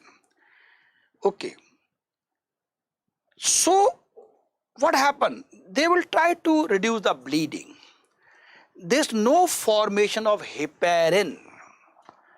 Point to be noted that it is the arterial constriction which plays a very important role. Okay. So once we are giving streptokinase, since there is no clot formation in the menstruation, so there is no harm. We can very well give, so it will have no effect on the bleeding. Well, what are the adverse effects of any thrombolytic therapy? Allergy. This is especially common in streptokinase. Bleeding, well-known complication. Reperfusion arrhythmia. This is the one topic not known to 99%. So we'll spend more time in reperfusion arrhythmias. So we got a question.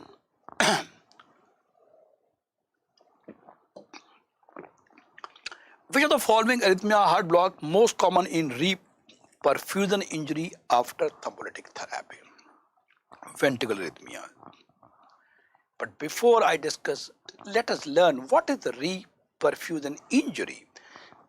As far as we know till now, we had a coronary artery, this myocardium, there was a block, clot, we dissolved it and we reperfused the myocardium and we could save the myocardium from ischemia or from death.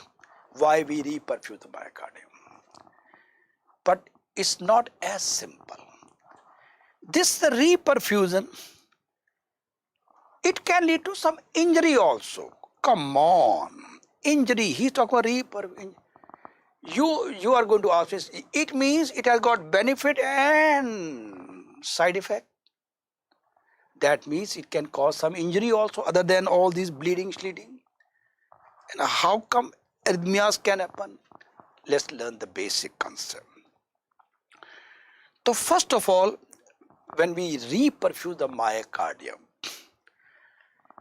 they can generate arrhythmias, and that can lead to ventricular arrhythmias are very common after thrombolytic therapy for acute MI, especially in acute coronary syndrome.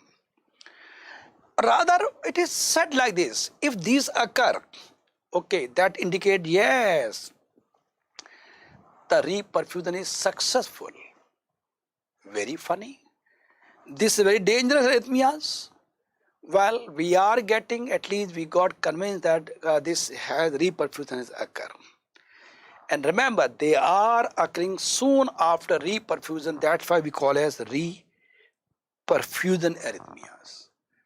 And why they happen?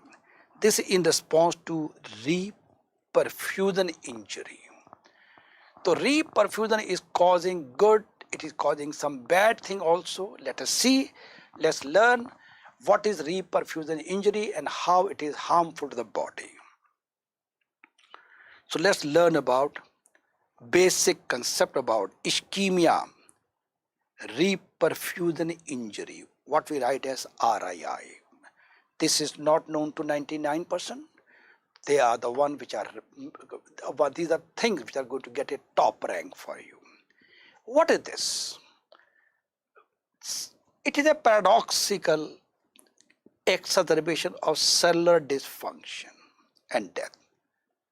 Oh, so what happened once we have reperfused? Already tissue was ischemic. When we reperfuse, it further add to cellular dysfunction and death in some cases, not in all the cases. Not that every case patient will have, it's not like. But how come? How can it can lead to cellular dysfunction and death? Okay. So we know that blood flow is essential to salvage the ischemic tissues. That we know very well. That's why we know the concept of myocardium salvage and reperfusion. That's why we have given thrombolytic therapy. However, this paradoxical causes further damage, and that can threaten function and viability of the organ. It can cause further damage to the organ. Not only cardiac, it can damage other organ also. Paradoxical effect. Paradoxical repeating second time. We expect things should happen better, but they come out to be worse. What's the reason? Now, I told you IRI, that is ischemia, reperfusion injury. It is may occur in the heart, lung, kidney, gut, anywhere it can happen. Okay. At the moment we'll talk about heart only because we got reperfusion arrhythmias. Okay. And the best thing is this, we have used this thrombolytic for acute coronary syndrome. We want to save the heart, but this reperfusion injury, it can occur not only in ischemic organ, but also may occur in the distant organ. Come on. We are reperfusing the myocardium and we are getting damage in the kidney, gut, brain, anywhere. There can be systemic damage also. Oh. And sometimes it can be potentially multi-system organ failure. What the conclusive, what all the keyword is, that reperfusion injury can occur in the organ and multifocal injury can be there. Oh, we learned, we understood what it is, but why it is happening? What is happening at the molecular level? What is happening at the level of let's learn about biochemistry and pathophysiology. This is done by the reactive oxygen species, so-called free radicals. The one word is that IRI occur due to what? This is due to free radical induced injury, and free radicals are produced at one place and they can go to any part of the body and they can lead to damage in any part of the body. So now we can understood why the reperfusion is occurring at the myocardium and injury is occurring at other places because of free radicals. They have a distinctive role in mediating tissue damage. So it is a free radical induced injury occurs. Okay. Well, now one more thing. Suppose you have given streptokinase. Patient has massive bleeding going on. We want to reverse. So you can reverse. Remember, reversal of the bleeding by thrombolysis. We can use anti-fibrinolytic drug. We can use like aminocaproic acid or tranexamic acid. This I'll be discussing in the coming slide. Platelet transfusion factor correction we can do by cryoprecipitated or fresh frozen plasma. We can give fresh frozen plasma. So they are the one which we use to reverse or any major, especially bleeding type of thing. If streptokinase, the patient bleeds like anything, you want to stop. So we can use 1, 2 or 3 for the reversal. Question 7, beautiful question. Patient has a hemophilia, 18-year-old hemophilia. Dental caries, tooth extraction occur. And which drug you will prescribe? Tranexamic acid will be prescribed. Okay. Well, it's a beautiful question. Let us see. In fact, this is also a right answer. Then why you are going for this answer? One thing, both the answers are correct. But in any exam, they never say choose the right answer. They say choose the most appropriate answer. So out of this more appropriate. So first of all, we learn what is this drug. They are the fibrinolytic inhibitor drugs, or you can say they are antiplasmin. Remember a couple of minutes back I told plasmin activator like thrombolytic therapy, they produce plasmin which lead to breakdown of the clot. Here we are using antiplasmin. We don't want clot should be broken down. So we are using antiplasmin. The example are aminocaproic acid. In fact, it is aminocaproic acid and tranexamic acid. They inhibit plasminogen activation and they are given orally. Similarly, we have a aprotinin. It is given again. It is a inhibitor of antiplasmin. In fact, tranexamic acid is the most widely used drug in actual practice.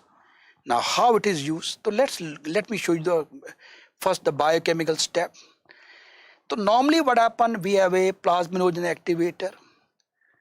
Okay, plasminogen activator,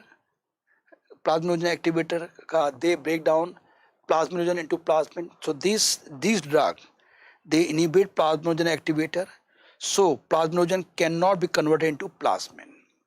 Normally, plasminogen activator convert plasminogen into plasmin. So when we are using this drug, they are going to inhibit plasminogen activator. So now plasmin will not form and fibrin will not break down. Now, how to treat a case? So the question is, patient having hemophilia and dental problem. Dental problem is there. How to treat? So, hemophilia patient,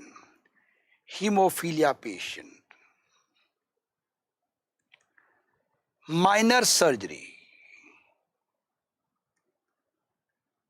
major surgery. Like dental extraction is a minor surgery. What to do?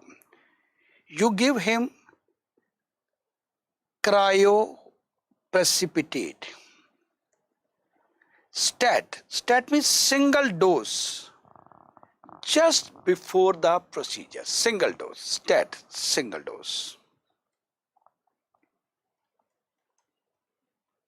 Only. And you give tablet tranexamic acid. I'm writing in short TA. This is 1 QID for 5 days. 1 tablet for 5 days, 4 times a day. This is the minor surgery.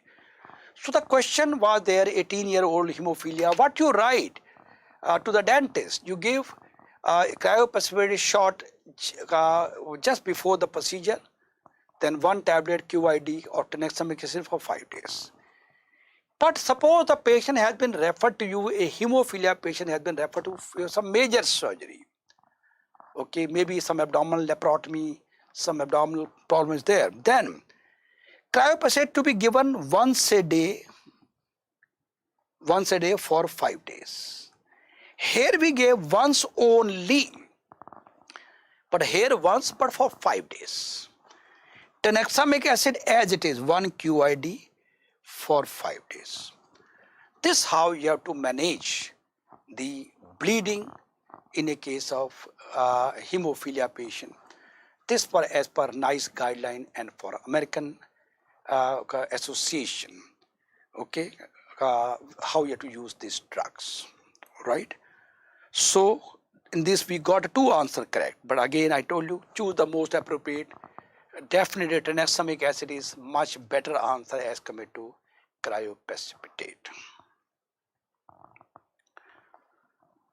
So this is all for today. I hope you learned a lot. It was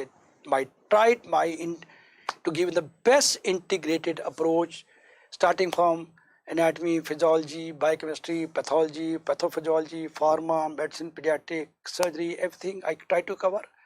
I hope your concepts are clear.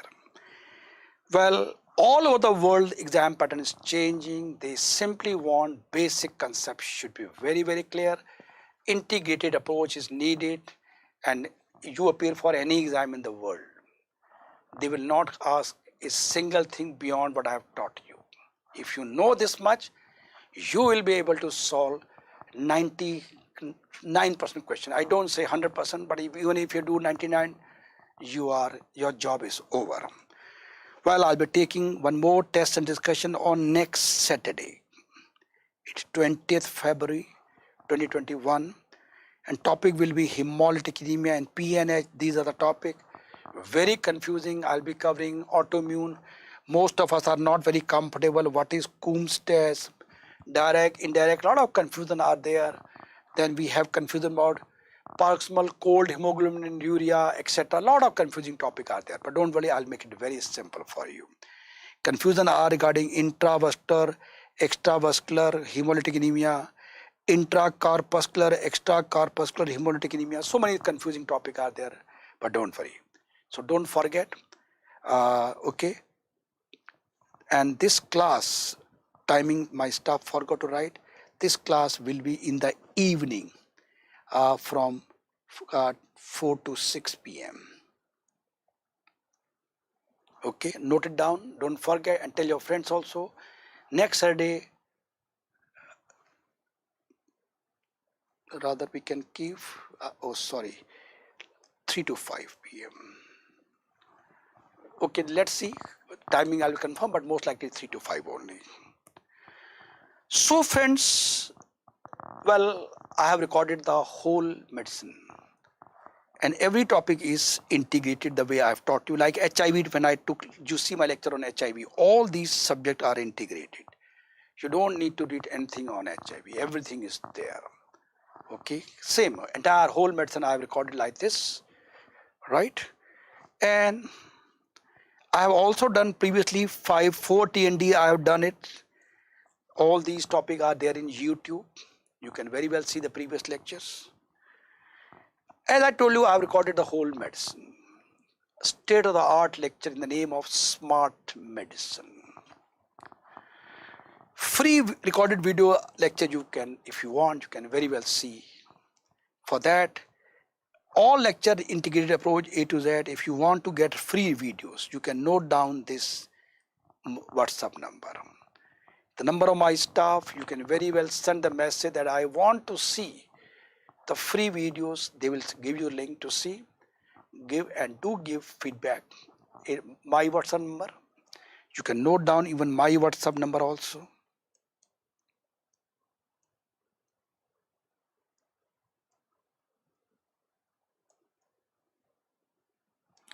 But for free video, you have to contact to my staff. Okay. I have also written book Minnie Harrison.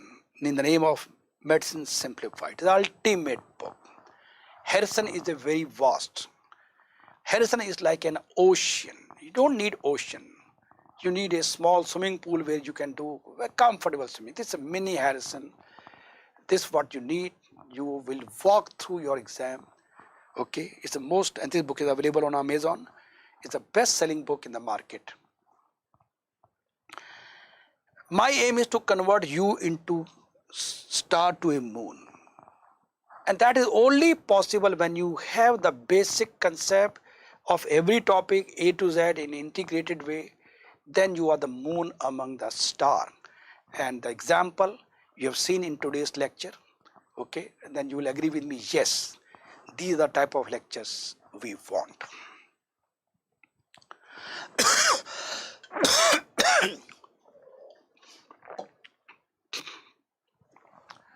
Thank you very much for watching this video, and thank you very much for those who are attending the class live.